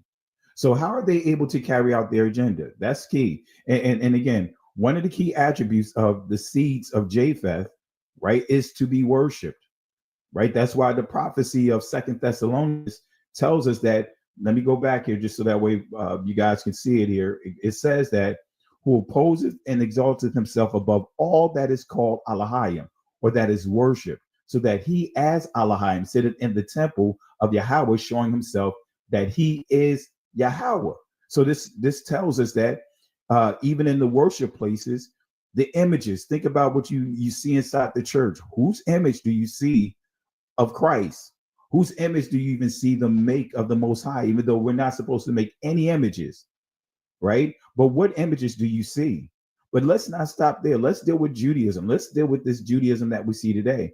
Let me play a clip here so you guys can see that how this ties into the son of perdition, how this prophecy right here, they are confirming this prophecy right here that's on your screen. Here's a clip. And you know what else, Jim? I just want to say this to our Christian friends, just to call it as it is and say it straight out. You guys are worshiping one Jew. That's a mistake. You should be worshiping every single one of us, because we all die for your sins every single day. And that's exactly what's going on here. Yeah. We're all God's firstborn, and we're dying for your sins right now because the Jewish people in the land of Israel are the bulwark against the orcs. Mm-hmm. Okay? The orcs are coming not to a theater near you, but to your home. All right. So you heard that. You heard this rabbi having a discussion with a pastor, whatever, Christian pastor, and saying that all of them should be worshiped. Now, I'm not going to just stop there. Let me show one more clip here. And this is going to further prove the point of the descent. He say the orcs. The orcs. Now, this is a so-called Jewish individual saying the orcs. We're stopping the orcs. If you've been paying attention to the Ukraine-Russia war, that's what Zelensky and the Ukrainians call the Russians. I told you, boy, the hate that them bastards got for Russia is real. Descendants of Japheth, right? Occupying and hijacking identities that don't belong to them, right? Now, listen to this right here. Let me play this clip here. Now, the problem for me, it's not about color. It's not about white and black. This is a very reductive way to talk about things. This is the way that Americans talk about it. I'm very sorry. Like, I come from Egypt. Egypt has a very diverse color palette. People can look like me, or they can look deeper skin tone, like Anwar Sadat, who comes from a Nubian origin. It's not about black and white. It's about the continuous culture appropriation and falsification of history that has been done by what the so-called Afrocentrist movement. The Afrocentric movement started the last century as a way, in a good intention, to teach African American about their rich history of West Africa, the great empire of Benin, of Ghana, of Songhali, the great empire of Mali. But the thing is, that's why you find people like Kevin Hart, who subscribes to these theories, who claim that his ancestors built the pyramids. That's why you find people like Kevin Hart. That's why you find people like Kevin Hart, who subscribes to these theories, who claim that his ancestors built the pyramids. Who claim that his ancestors built the pyramids. Who claim that his ancestors built the pyramids. I'm sorry, your ancestors had their own wonderful civilization in West Africa. They are culture appropriating my culture. The Arab is not an Egyptian. I come from Egypt. Egypt has a very diverse color palette. People can look like me or they can look deeper skin tone like Anwar Sadat, who comes from a Nubian origin. The Arab is not an Egyptian. The people who built the pyramids were not Arabs. The people who built the pyramids were not Arabs. The people who built the pyramids were not Arabs. I'm sorry, your ancestors had their own wonderful civilization in West Africa. They are culture appropriating my culture. The people who built the pyramids were not Arabs. I know, man, because I am responsible for returning to the bloody Arabs the splinters of the Sphinx's nose and chin, and the Arabs do not want to remake it because it looks Negro. So that's an example of, you see different groups staking claim on an identity, a heritage that never belonged to them. All right. So when did you ever think that we would get to the day or time that you'll see that from every angle is being hijacked? Now, at one time, even during slavery, during the Hamitic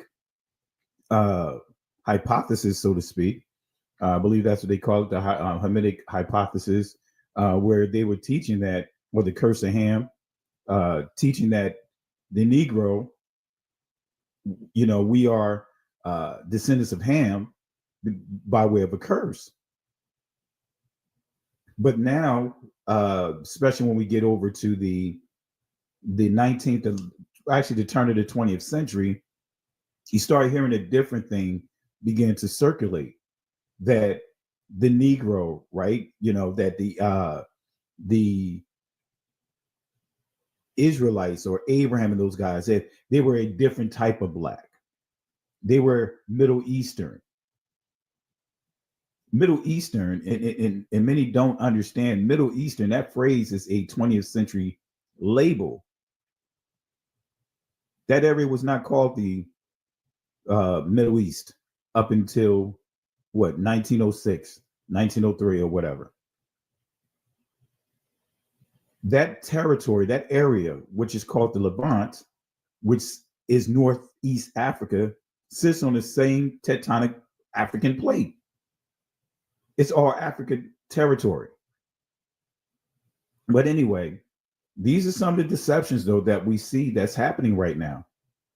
So now, and I've actually had people on certain videos post in the comment section what they are comfortable with saying, that the ancient Israelites, they were Middle Eastern, or they were Mediterranean, or that they were olive, anything or anyone but the Negroes.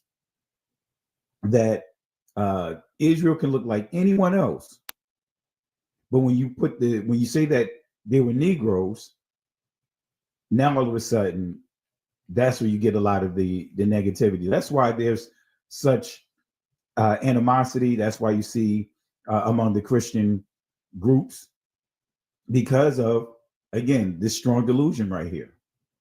So who poses and exalted himself above all that is called Elohim, or that is worship, so that he as Elohim sitteth in the temple of Yahweh, showing himself that he is Yahweh. So again, family, Mediterranean, that's a modern term. Middle Eastern or Middle East, those are modern terms. Olive, all these different terms that you see today, they are modern. And keep in mind, many of these theologians, these archaeologists, these just going right down the list of them. These people that was doing these findings and all of that, they were racist.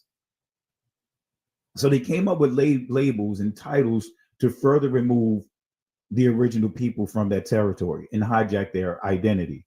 And all of the so-called Abrahamic faiths participated in this. So let's continue, family. Let's continue. How are they going to carry out their agenda? How are they able, rather, to carry out their agenda? Have you guys asked that question? How How are they able to just get away with what they're doing? It's because all of them are in on it. All of them contributed to it. All of them made money off of us. How are they able to carry out their agenda? Because they are in covenant with each other. What is the key component to their agenda? Daniel chapter 7, verse 23, it literally exposes their entire agenda. It gives you the playbook, right? And when I say they, right, this passage, even though we tie this into, well, actually, matter of fact, let me not get ahead of myself. Let's go ahead and get into it real quick, and then I'll set it up. Give you more clarity on this. Verse 23, thus he said, the fourth beast shall be the fourth kingdom upon the earth, which shall be diverse, Shana, from all kingdoms, and shall devour the whole earth, and shall tread it down and break it in pieces. Which shall be diverse. That's the key word. Shana or Shana'a. That's the key word. What does this word diverse means? Now, from a Hebraic school of thought, to alter, change, manipulate. Now, all of us have been have worked in the workplace or still work in the workplace.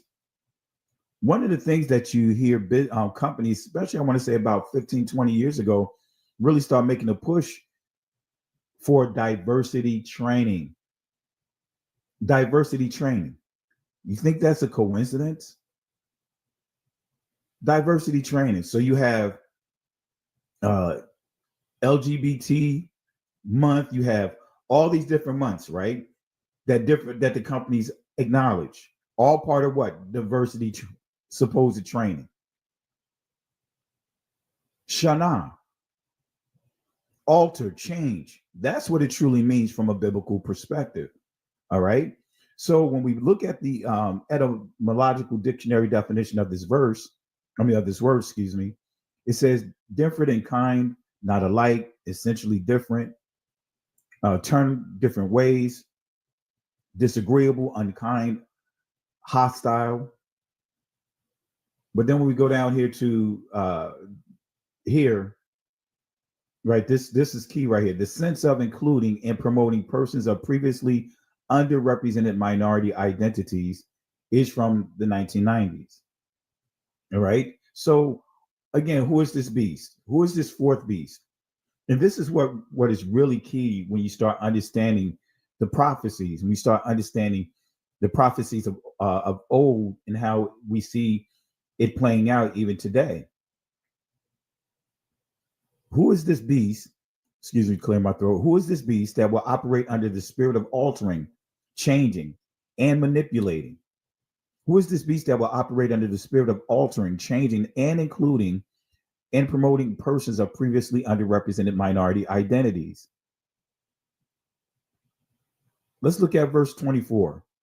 In the 10 horns, and I'm telling you, when I really started reading this all over again, as far as the prophecies, free from the layers of scales that was placed over my eyes by way of religion, this stood out here. When I saw the 10 horns, like, wait a minute, 10 horns. See, in the end time prophecy enthusiasts, when they see 10 horns, they automatically start connecting it to a union, like the European Union. And that's part of eschatology when you start dealing with one of the branches that come out of starting with Catholicism. And then you start seeing a branch in the Protestant and all. I'm not getting into all of that, but that's what they would teach you, is that these 10 horns is a union. And at one time they were teaching that the union is the 10 horns. That's the European Union. But when I saw this here, especially understanding it from a perspective of religion as being one of the attributes, one of the tools that this beast is going to use, it made me think about Judaism. Judaism and the 10 Sephirah, right? So you'll see the influence. It says the 10 horns out of this kingdom are 10 kings that shall arise, and another shall arise after them, and he shall be diverse, Shana from the first, and he shall subdue the three kings. Now let me see if I have a video here, and I may upload it just so you guys can see where I'm going at with the 10 Sephirah, because Judaism has an influence right across the board. Look at how it has an influence on the United States and other countries and other territories like Australia, Great Britain. Let me see if I have a video here. Let me see if I may be able to upload it. Let me see if my hard drive, yeah, my hard drive is connected here. So I'm going to upload it so you guys can see where I'm going at with that. All right, let me see here. Let me upload this video here. All right, let's see here. Oh, that's not where I want. All right. Make sure I'm on. Bear with me 1 second. Let me see if I can set it up here. All right, there we go. Because I want you guys to see this video, and then we get to some key points that I want to make before we wrap up.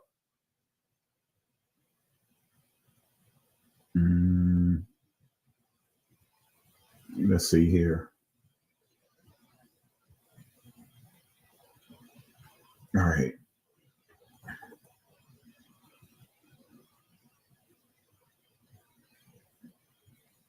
All right.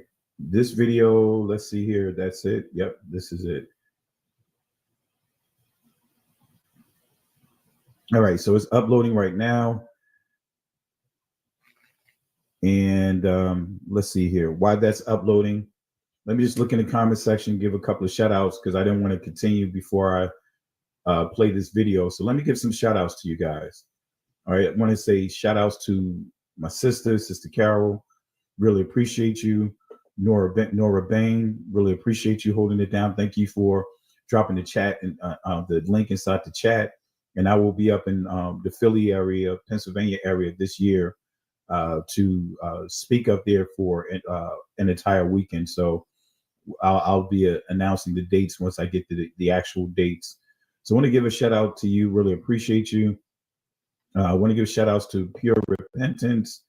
Also, let's see, Shakar. Let me see some of the other names here. Trudy, Broadway. Trudy Broadway, want to give a shout out to you.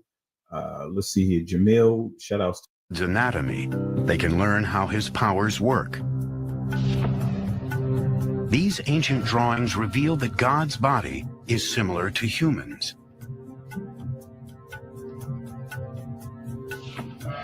The top symbolizes God's head, which is the source of will, wisdom, and understanding. Below that are symmetrically arranged organs and limbs, representing love, power, beauty, eternity, and splendor. The most unusual part of the diagram contains sensual imagery. The ninth part of God, called the foundation, is the phallus, or procreative life force of the universe. But according to the Sephirot, God also has female components. The final element, often called Shekinah, was depicted as the feminine half of God. All right, so you heard it. All right, so that's breaking down the 10 Sephirah, which, according to Jewish mysticism, is supposed to be their diagram or image of their deity called the Ein Sof or the Ein Sof. Not going to go too deep in that, but I just wanted you guys to hear to get clarity with that. So we see here in the 10 horns, out of this kingdom are 10 kings that shall arise, and another shall arise after them, and he shall be diverse, Shana or Shana'a from the first, and he shall subdue the three kings. So this beast, right, has so much power, so much influence, but it says it's going to subdue the three kings. So who are the three kings? And you guys probably remember this, but who are the three kings? Well, we have scripture that's going to tell us who the three kings are, right? And let me go back here. Let me make sure I'm not getting ahead of myself. All right. So subdue, and we'll break down the three kings real quick. Subdue, right? And this is what it means from a Hebrew school of thought: to depress, sink, to humiliate, bring down, cast down, put down, be lower, bring lower, lay lower, make lower, put lower. So this is key. This is key when it says subdue. Shapel is the or shafel rather in the Israeli is how this is pronounced. In the ancient Hebrew, shapal. All right, but anyway, we see here again: to depress or sink, humiliate, bring down, cast down, put down. All right, be lower, bring lower, lay lower, make lower, put lower. So this is key. So this beast is going to subdue, it's going to cast down, bring down, it's going to sink the three kings. So who is this diverse beast that will subdue the three kings? All right, who are the three kings? You guys remember this, but I'm just going to go straight to the text. Second Kings chapter 3, verse 7 through 10. And we're going to answer it here. Let's just go right straight to the verse. Let's go straight to verse 9. So the king of Israel went, the king of Judah, and the king of Edom. Those the three kings. And all three of the Abrahamic faiths have hijacked the identities, hijacked the information of all three kings. Now, I know some of you guys want to say Edom and just say that Edom is the white man per se, right? But we have to go to the original. When you go to the original, Esau was not Caucasian. Esau was a dark-skinned, melanated Negro, but the key is he was hairy all over. That's a whole nother discussion. But nevertheless, this is telling us that this beast is going to subdue all three kings. So even the original Edomites is going to subdue them. The Israelites, Judah, they are going to cast down all three kings. All right, let's fast forward. So again, the three kings are the king of Israel, the king of Judah, and the king of Edom, because they had to come together in this particular passage to fight against the Moabites. All right, but anyway, let's get down to, I'll get back to this chapter. Let's go to verse 25. And he shall speak great words. So this beast shall speak great words against the Most High. The Pope, the Christianity, Catholicism, Judaism, Islam, all of them speak great words against the Most High when you really start unpacking the doctrine. When you really start going into the details, you'll see it here. You'll see the fulfillment of this prophecy here. So it says, he shall speak great words against the Most High. All right, what is great words? What's the definition of great words? All right, Malah, all right, in Israeli, Milah, it says here, a word, command, discourse. So it's going to say this beast is going to be good with creating discourse, causing confusion, right? Now we can say how Christianity is causing confusion, Catholicism is causing confusion because they teach that we're not under the law, that we don't have to honor the law, statutes, and commandments. Are we in agreement with that? Right? The Catholic Christian Church, they teach that we're not under the law. That's confusion, right? Because we see that Christ made it clear that in order to have eternal life, according to Matthew chapter 19, that Christ said, honor the commandments. And he didn't just say love one another and love the Father and love one another. No, he didn't say that. In that passage, he began to what? Quote from the commandments. All right. So that's this beast is going to create so much confusion. So all three so-called Abrahamic religions have caused confusion, discourse, right, against the Most High and his people. All right, keyword discourse. That's the key word to the definition. When we go to discourse in the etymological dictionary, it says here, process of understanding, reasoning, thought, a running about, conversation, reasoning. Look at this. To run about, to run to, and fro, hasten. So this is trolling. Remember, Peter warns us about Hasatan, said that he's going to go what? To and fro, seeking whom he can devour. That's trolling. That's what a troll is. But look at this. Again, process of understanding. In other words, creating discourse through what? The process of understanding, reasoning, thoughts. How many of our brothers and sisters are struggling with how we've been taught in Christianity and Catholicism about the Messiah, about who the Israelites are, the true Israelites? Are we not in confusion? Confused right now? Are we not warped in our process of understanding, reasoning, and thought? We can't even understand the true text of when it says, love our neighbors. We've been hacked to thinking that this means to love our oppressors who's murdering and raping our brothers and sisters. Come on, family. This is trolling right here. Discourse, okay? So wear out. Another key thing that they're going to do is wear the people of Yah out, the true Israelites out. Bala, it means to fail, to wear out, decay, consume, use up completely. In other words, make us good for nothing. And look at right here, it says to harass constantly. Are we not being harassed constantly? Are we not being used completely up? Every aspect of our being has been exploited. If you agree with that, every aspect of our people has been exploited, from the heritage that we were given, land, family, and tongues, to even our physical attributes, from our hair to our skin complexion to our even to our strengths. We've been exploited in every angle of our being.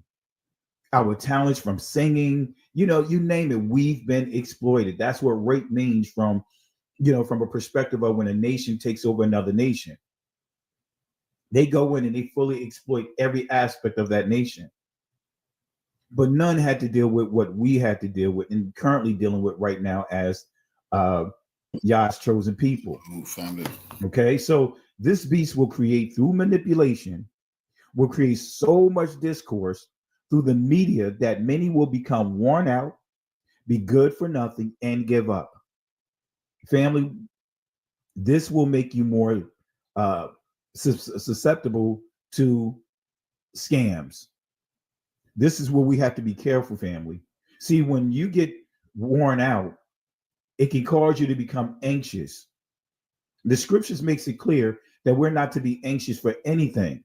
And I know that we've been on the downside, or should I say the lowest end of the totem pole, for a long time. And I know that many of us are ready for the Most High to come back and just restore us, take us back to our original place. We all anticipate that. But family, we're not supposed to be anxious.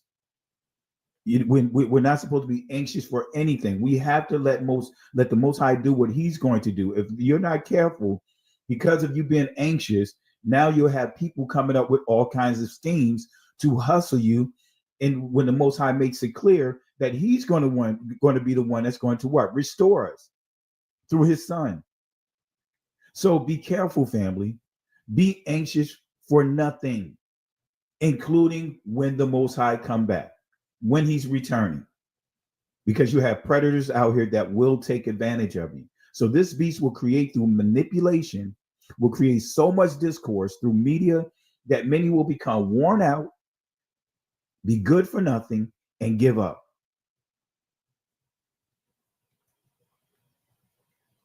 And guess what, family? They know who they are not. Let me get to this key point here, because we dealt with this beast having the gift of manipulation, altering and changing things. I want you to go, and I'm going to drop this article inside the comment section so you guys can follow along, because we're going to kind of go through this article a little bit, and I want to show you the manipulation. I want to show you this beast, and all three of the Abrahamic religions or so-called faiths are in on this delusion, this deception. So let me go ahead and copy it in real quick.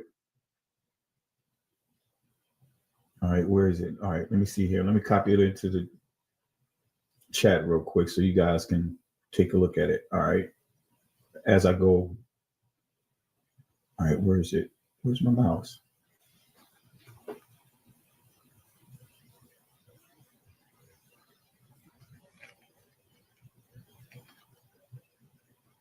All right, let's see here. All right, let me see here. All right,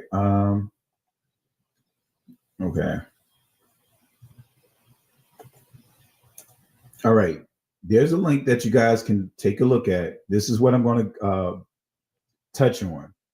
All right, if you want to follow along, if you want to open up another browser while we go through this, let's go through this. And I want to give you an example of it, of the delusion, the example of how this beast is good with manipulating things, right? Because Hasatan is the prince of the air. So that means that he's good.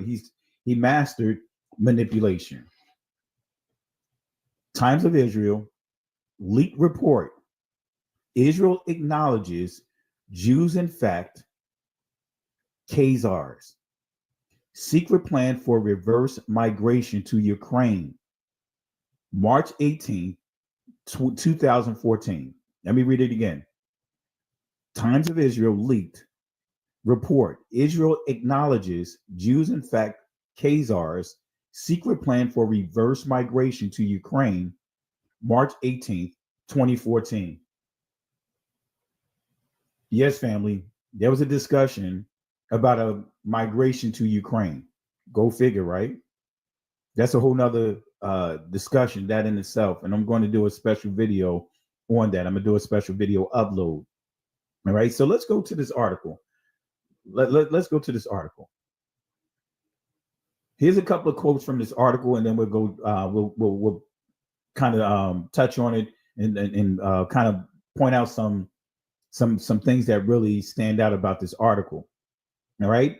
In this article, you'll see it says from this article, it is well known that sometime in the 8th to the 9th centuries, the Khazars, a warlike Turkic people, converted to Judaism and ruled over a vast domain in what became southern Russia and Ukraine. That's in this article. It makes it clear.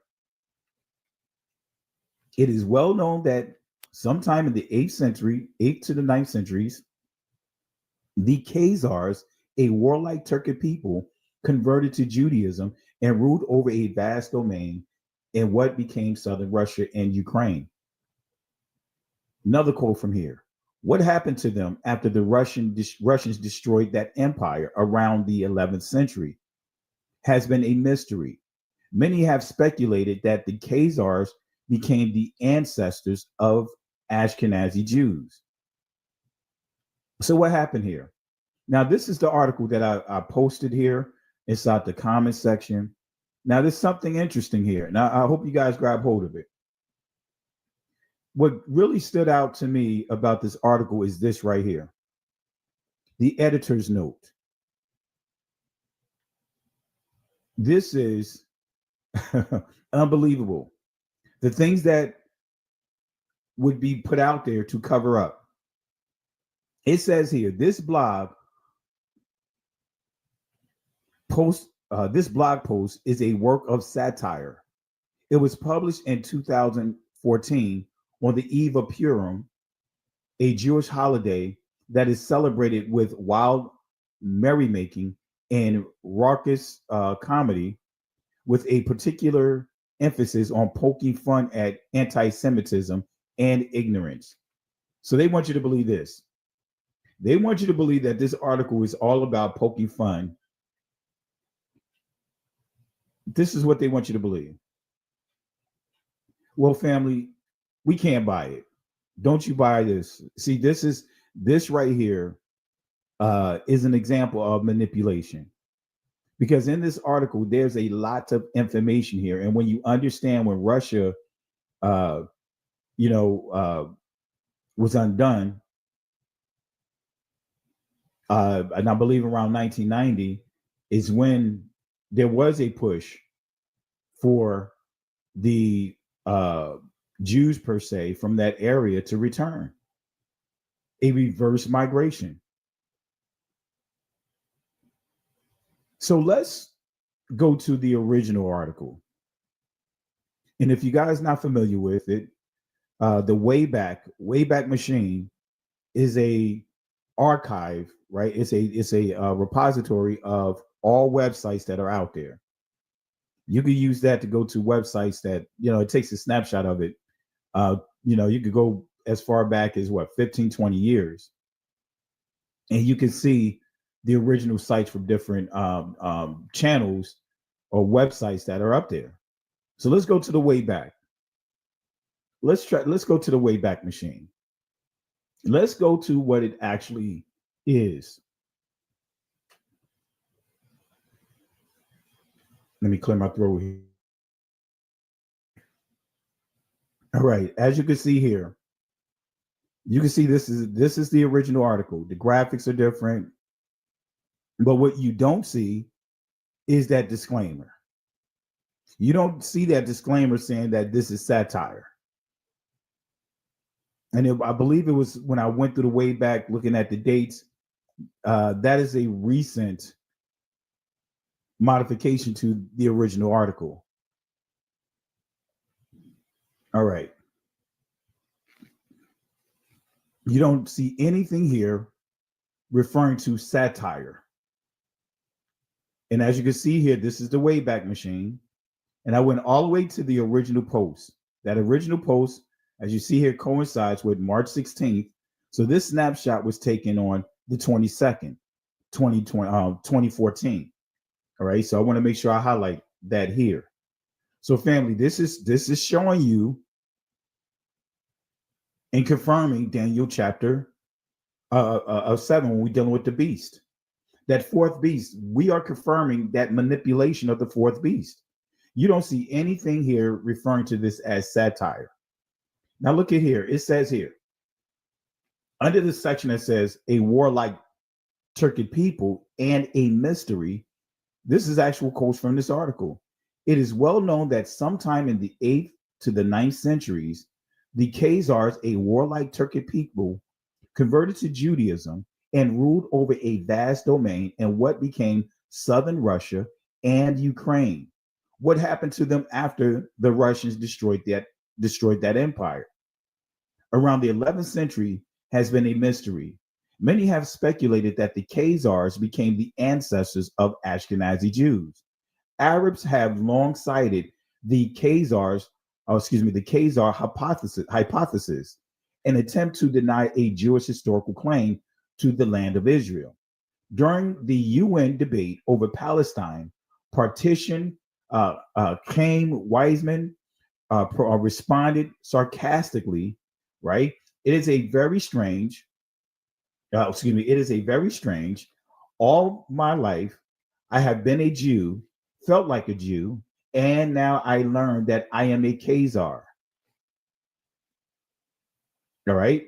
But then it goes on to say, in a more folksy vein, Prime Minister Golda Meir famously said, Khazar Shmazar, there is no Khazar people. I knew no Khazars in Kiev or Milwaukee. Show me these Khazars of who you speak, right? Now, I have other clips, and I think I still have it up, of a famous Jewish person who deal with who's a linguist. I'm not sure if I have it here, who makes it clear that he's connected to the Khazarians. But we also have someone here that also talk about, the Khazarians, that Of course, he talks all over the place. He definitely double talks. But let's go to Sister Carol's famous buddy here. This is Sister Carol's. This is his buddy. This is her buddy right here, her favorite person. As far as the alleged conversion of the Khazars, you can read it in Yehuda Halevi's book, The Khazari, that it may be true that as there is debate and discussion, there are Turkic people a little over 1,000 years ago that some of the leaders or some of the people did, in fact, convert to Judaism and then became part of the larger Jewish people. Khazars as a whole disappeared from history. That's it. End of subject. There is no Khazarian mafia. There's not a single Jew on the planet that can be traced back in any definitive way to the Khazars. Zero. So he admits that the Khazars converted, right, over to Judaism, but then says that there's no way of making a connection. But actually, we can make a connection. And actually, I'll show another source here in a second, but this is the stuff that you hear. They try to tell you that there is no connection, but more and more people are waking up. You guys saw some of the videos I uploaded. I have a number of videos that I've uploaded that is proving that who's who. And this is why you see DNA being outlawed over there in Israel. This is why you see, for example, Netanyahu. Let me play this video again. I think I cut it off accidentally earlier when I played it, but listen to this again. Netanyahu, this is his son's DNA results. Let me see here. Let me go here.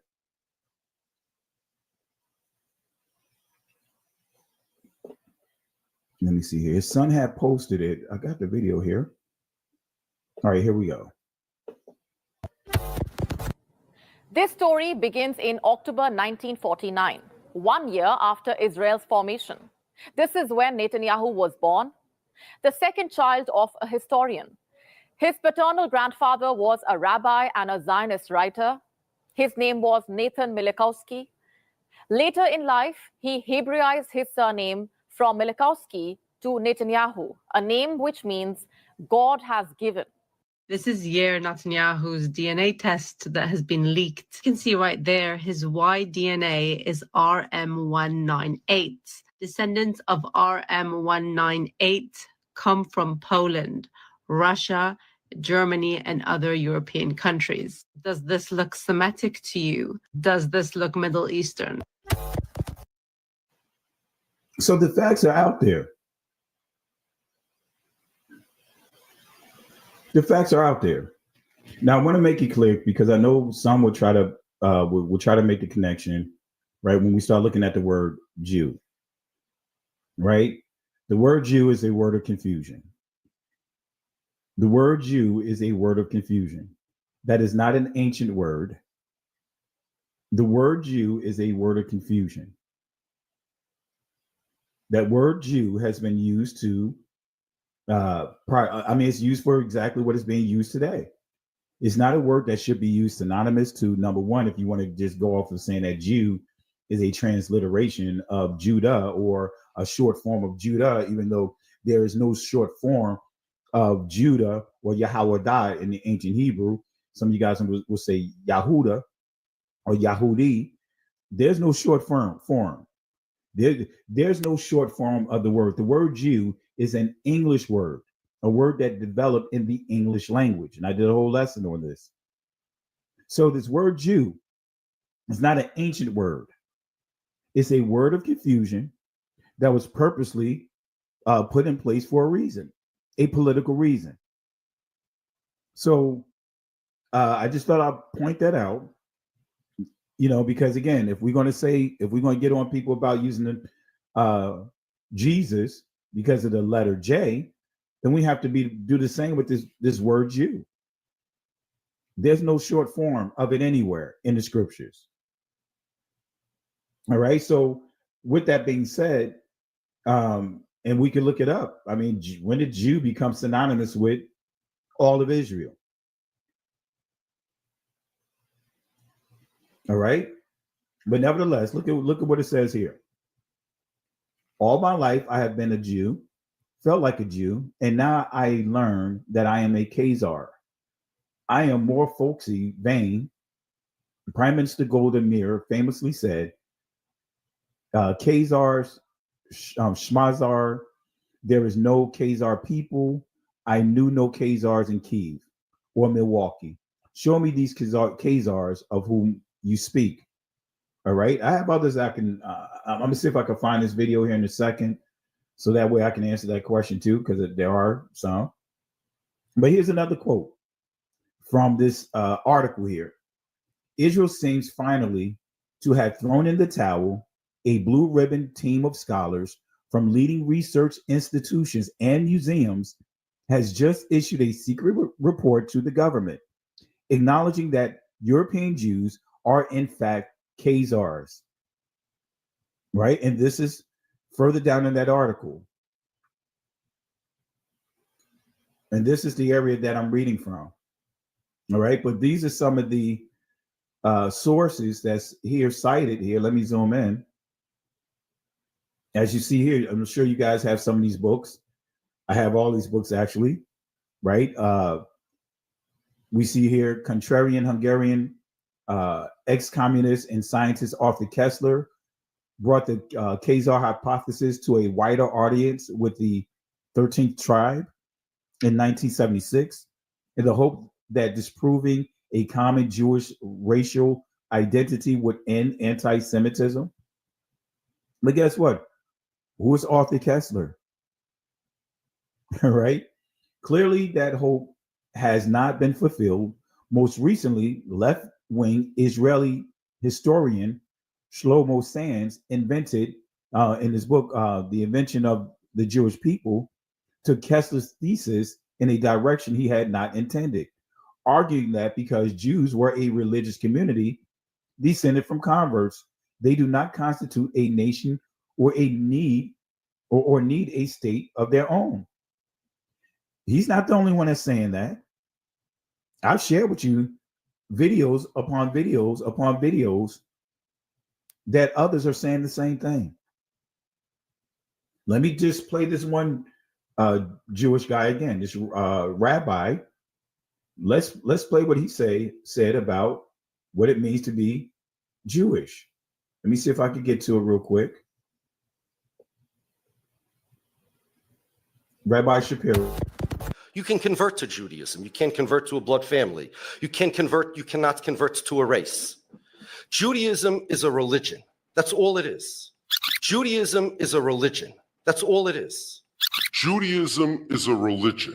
That's all it is. All right, now let me play another video, right? This is coming from their own people. Here's another video.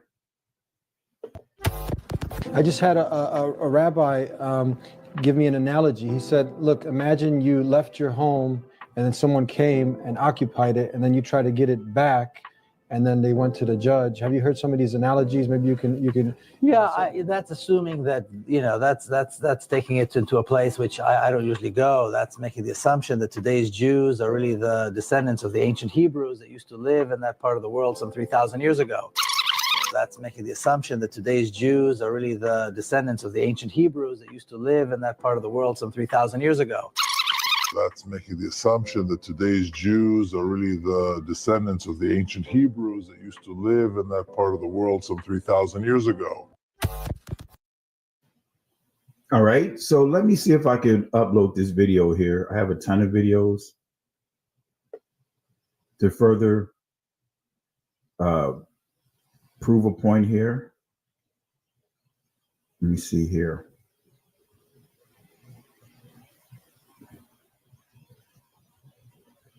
All right, let me go ahead and get this started and we'll continue here with this article here that I'm reading from.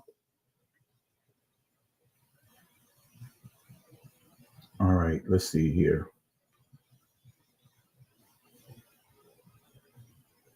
Bear with me 1 second. Now, family, they may mute it out because sometimes they'll just mute my stuff out. All right, while that's going, we'll continue with this article.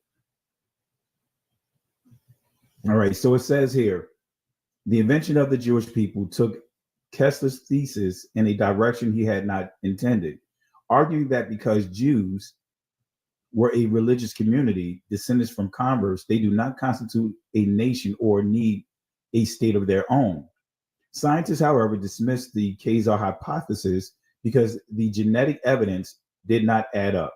Go figure. Who is the scientist, right?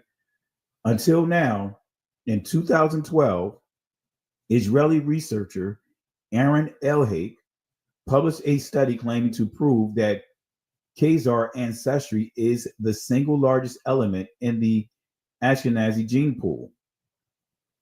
Sand declared himself vindicated, and progressive organs such as Hertz, or not Hertz, Haaretz, I don't say Hertz, all right, Haaretz, right, the land, and the forward trumpeted the results.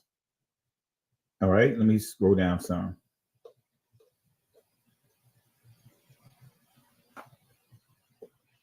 And this is going into what I read as far as the quote.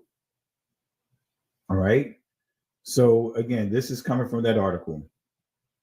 Right. Speaking off the record, he explained, we first thought that admitting we are really Khazars was one way to get around Abba's insistence that no Jew can remain in a Palestinian state. Maybe we were grasping at straws, but when we refused to accept that, it forced us to think about more creative solutions. The Ukrainian invitation for the Jews to return was a godsend. Relocating all the settlers within Israel in a short time would be difficult for reasons of logistics and economics. We certainly don't want another Fashlan like the expulsion of the settlers in the Gaza Hitnakut. In other words, disengagement. Speaking on the deep background, a well-placed source of intelligence circles said, we're not talking about all the Ashkenazi Jews going back to Ukraine. Obviously, that is not practical. The press, as usual, exaggerates and sensationalizes. This is why we need military censorship. All right. So Ukraine, for some of you guys may not know, extended an invitation for the Jews per se to return, particularly after the collapse of the Soviet Union. In the early 90s, following Ukraine's independence from the Soviet Union in 1991, the government and Jewish organizations promoted the idea of Jews or Jewish reparations, especially in the context of the country seeking to rebuild its economy and identity. So again, family, they know who they are not. All right. And this is Aaron Elhake. Let me see if I have his video up yet. All right. Let me play a couple of his clips here real quick, and then we'll go into this article here. And the point about the Italian, just to explain this, because it's not obvious, the similarity to Greco-Romans can be easily explained by their shared past with where we have now Turkey. Remember, Turkey was conquered by the Italian. They call it Constantinople. It was their capital city. So south to the Black Sea, there were always Greco-Romans and Iranians, all of them mixed. And these are the populations that their hybridization created the Ashkenazi Jewish genome. And because after they left this region, they avoided mixing with other populations to a certain degree, of course, they preserve this South Black Sea genetic signature that allowed us to come back after thousands of years and trace them back to where they were. If they were mixing with other populations, these Black Sea signatures would have decayed, it would have disappeared. When you see Ashkenazi Jews sharing high similarity to Romanians and Hungarians, this is because both of these populations were offshoots of the Khazars. They were both founded by these members of the Caucasus who ruled this area of north of the Black Sea, where we have South Russia nowadays, between the 7th and 13th centuries. very powerful empire. They converted to Judaism in the 8th century, and they sent offshoots to Eastern Europe. And we still some Ashkenazi Jews are mapped to this region of Ukraine. They're not all mapped to Ashkenaz. Most of them are, but some of them are mapped to Ukraine, and we can see very nicely some kind of migration route using GPS. All right, so you heard it with your own ears. That's an interview that me and my cousin had done with this geneticist. We did this interview almost a year ago, and those are clips from it. You heard with your own words. But this is the article here. This is from John Hopkins, right? But this is the article that really sent shockwaves. Aaron Elhake, a geneticist at Johns Hopkins School of Public Health, thinks so. In a recently published study in Genome Biology, Evolution, he is calling for a rewrite of commonly held assumptions about Jewish ancestry. Instead of being primarily the descendants of 12 tribes of Israel, present-day Jewish populations are, finds Elhake, primarily the children of a Turkish people who lived in what is now Russia, north of Georgia, east of Ukraine.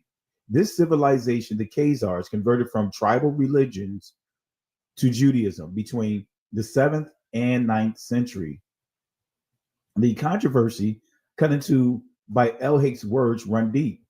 Far past the lab bench among some circles, his conclusions, losing my voice a little, his conclusions are bound to be unpopular. This is the first scientific paper to prove the Khazarian hypothesis and reject the Rhineland hypothesis, he says. And with it, about 40 years of research. Although his findings will not be welcome in all circles, Elhake's interest is more medical than political. All I want is to help my colleagues who are studying genetic disorders, he says. I hope this work will open up a new era in genetic studies where population stratification will be used more. All right, but then, man, I should have had the rest of it in there. Let me take a look at something here real quick. Oh, actually, it's still here. It's still here. I'm sorry. I'm thinking I was going to a different article, but let's see some key things that he said in this article. And matter of fact, family, I'm going to drop the link inside the comment section. And family, I encourage you guys, go to these links, read it, read up on it, vet it yourself, be up to speed, be up to date, be able to articulate this. Because as we just saw earlier, that, there's an assertive effort to even rewrite history. Like the article that we read with them placing that disclaimer over it, stating that it's a satire, which we know it's not. All right, let's continue here. Just wanted to make sure I had this saved. All right, look at here. He goes on to say in the same article, previous studies had, for example, combined the question of similarity among and between Jewish populations and the question of ancestry and relatedness to non-Jewish populations. Elhake viewed these questions separately.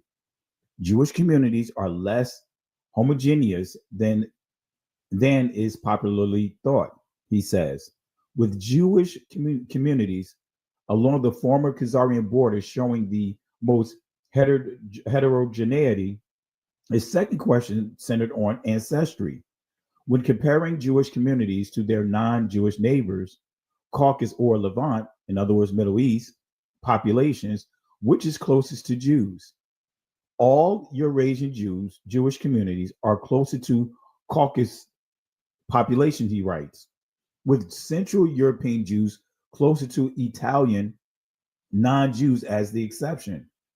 Not one of the 8 evaluated Jewish populations were closer to Levant populations. Now he's making it clear. All the communities that they tested, right, including the Ashkenazi community, says not one of them were connected to or even close to the Levant populations. And guess what? The Levant, we're dealing with Africa. The Levant is Northeast Africa, not this Middle East thing. I'll say that again. The Levant is Northeast Africa. Let me go back here. I thought I had it in here, but apparently I didn't put it all in here when he makes that clear. But we see that there is no relation. All right. So I want to say that again. The Levant is Northeast Africa.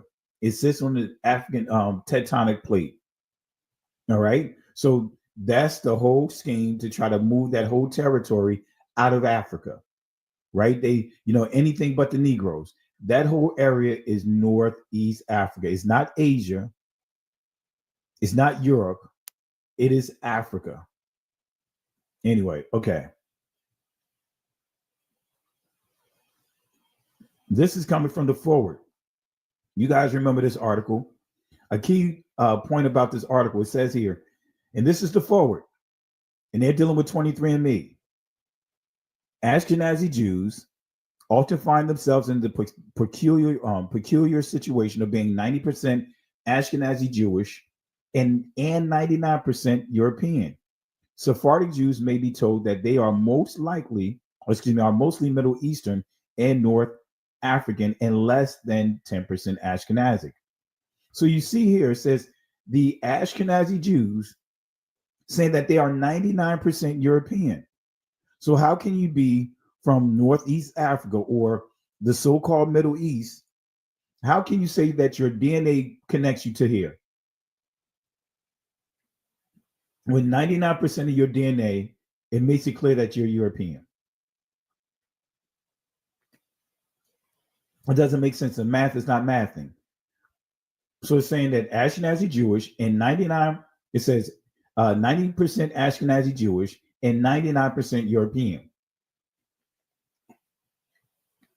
All right, so Sephardic Jews may be told that they are most likely Middle Eastern or North African and less than 10% Ashkenazic. Stuart Schaufman, a traveler and blogger who writes under the name, I'm not going to mention here, said he brought a kid from 23andMe because even though his family insists they're exclusively Jewish, he thought there was a possibility that he had some non-Jewish ancestry. I was curious because you never know, Schaufman said. Family stories are just stories. Schaufman, who learned that he is 99.8% Ashkenazi Jewish, so basically saying that he's almost 100% European, said that the test hasn't made much of a difference on his sense of Jewish identity. Judaism really informed me who I am, my values, and my worldview, Schaufman says. 23andMe hasn't made me more or less Jewy at all. I'm just Jewy. However, Schaufman added, he's Jewy and white, while other Jews, in other words, Sephardic Jews, Ethiopian Jews, can't claim that distinction. He's an ethnic minority, but a white one nonetheless. And this is his quote. I get all the benefits of white privilege, he acknowledged. All right. Making it clear, family. He's saying that Judaism, right? Let's go back here. It says Judaism really informed who I am. So remember, family, what is Judaism? Let's let their own words, let's let them speak for themselves. I don't even want to answer this question. Let's hear it in their own words on what Judaism is. Where is it? All right, here we go. You can convert to Judaism. You can't convert to a blood family. You cannot convert to a race. Judaism is a religion. That's all it is. Judaism is a religion. That's all it is. Judaism is a religion. That's all it is. All right. Makes it clear. Let me see here. Trying to find another video. All right. I think this is the one I was looking for. All right, let me upload this video too, because I want to make sure we get this one in too, about the linguists dealing with the Khazars, right? Let's get this one up here too. All right, which one is that? All right.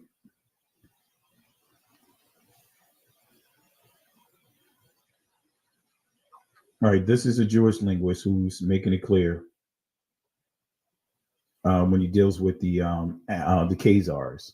All right, but nevertheless, we see here this person is saying that he gets the best of both worlds. He get to claim that he's Shemitic and Caucasian at the same time. That's what he's saying. To be blunt about it, can't make it any plainer than that.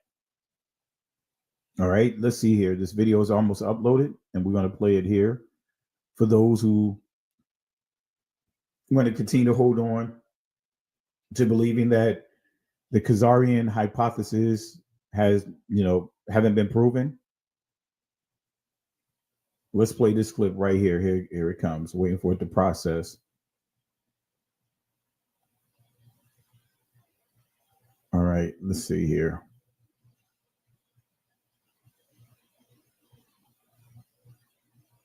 All right, here we go.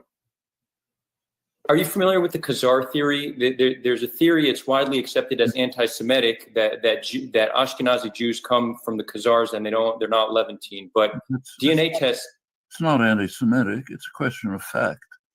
So Shlomo Sand, for example, has argued that, I think probably exaggerated, but it's simply a question of fact.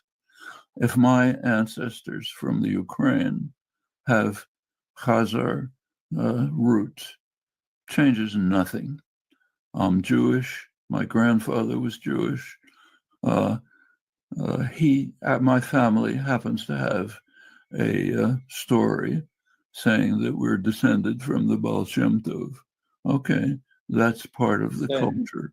Doesn't matter what the DNA shows. It just doesn't matter. It just doesn't matter. It just doesn't matter. It just doesn't matter. It just doesn't matter. It just doesn't matter. It just doesn't matter.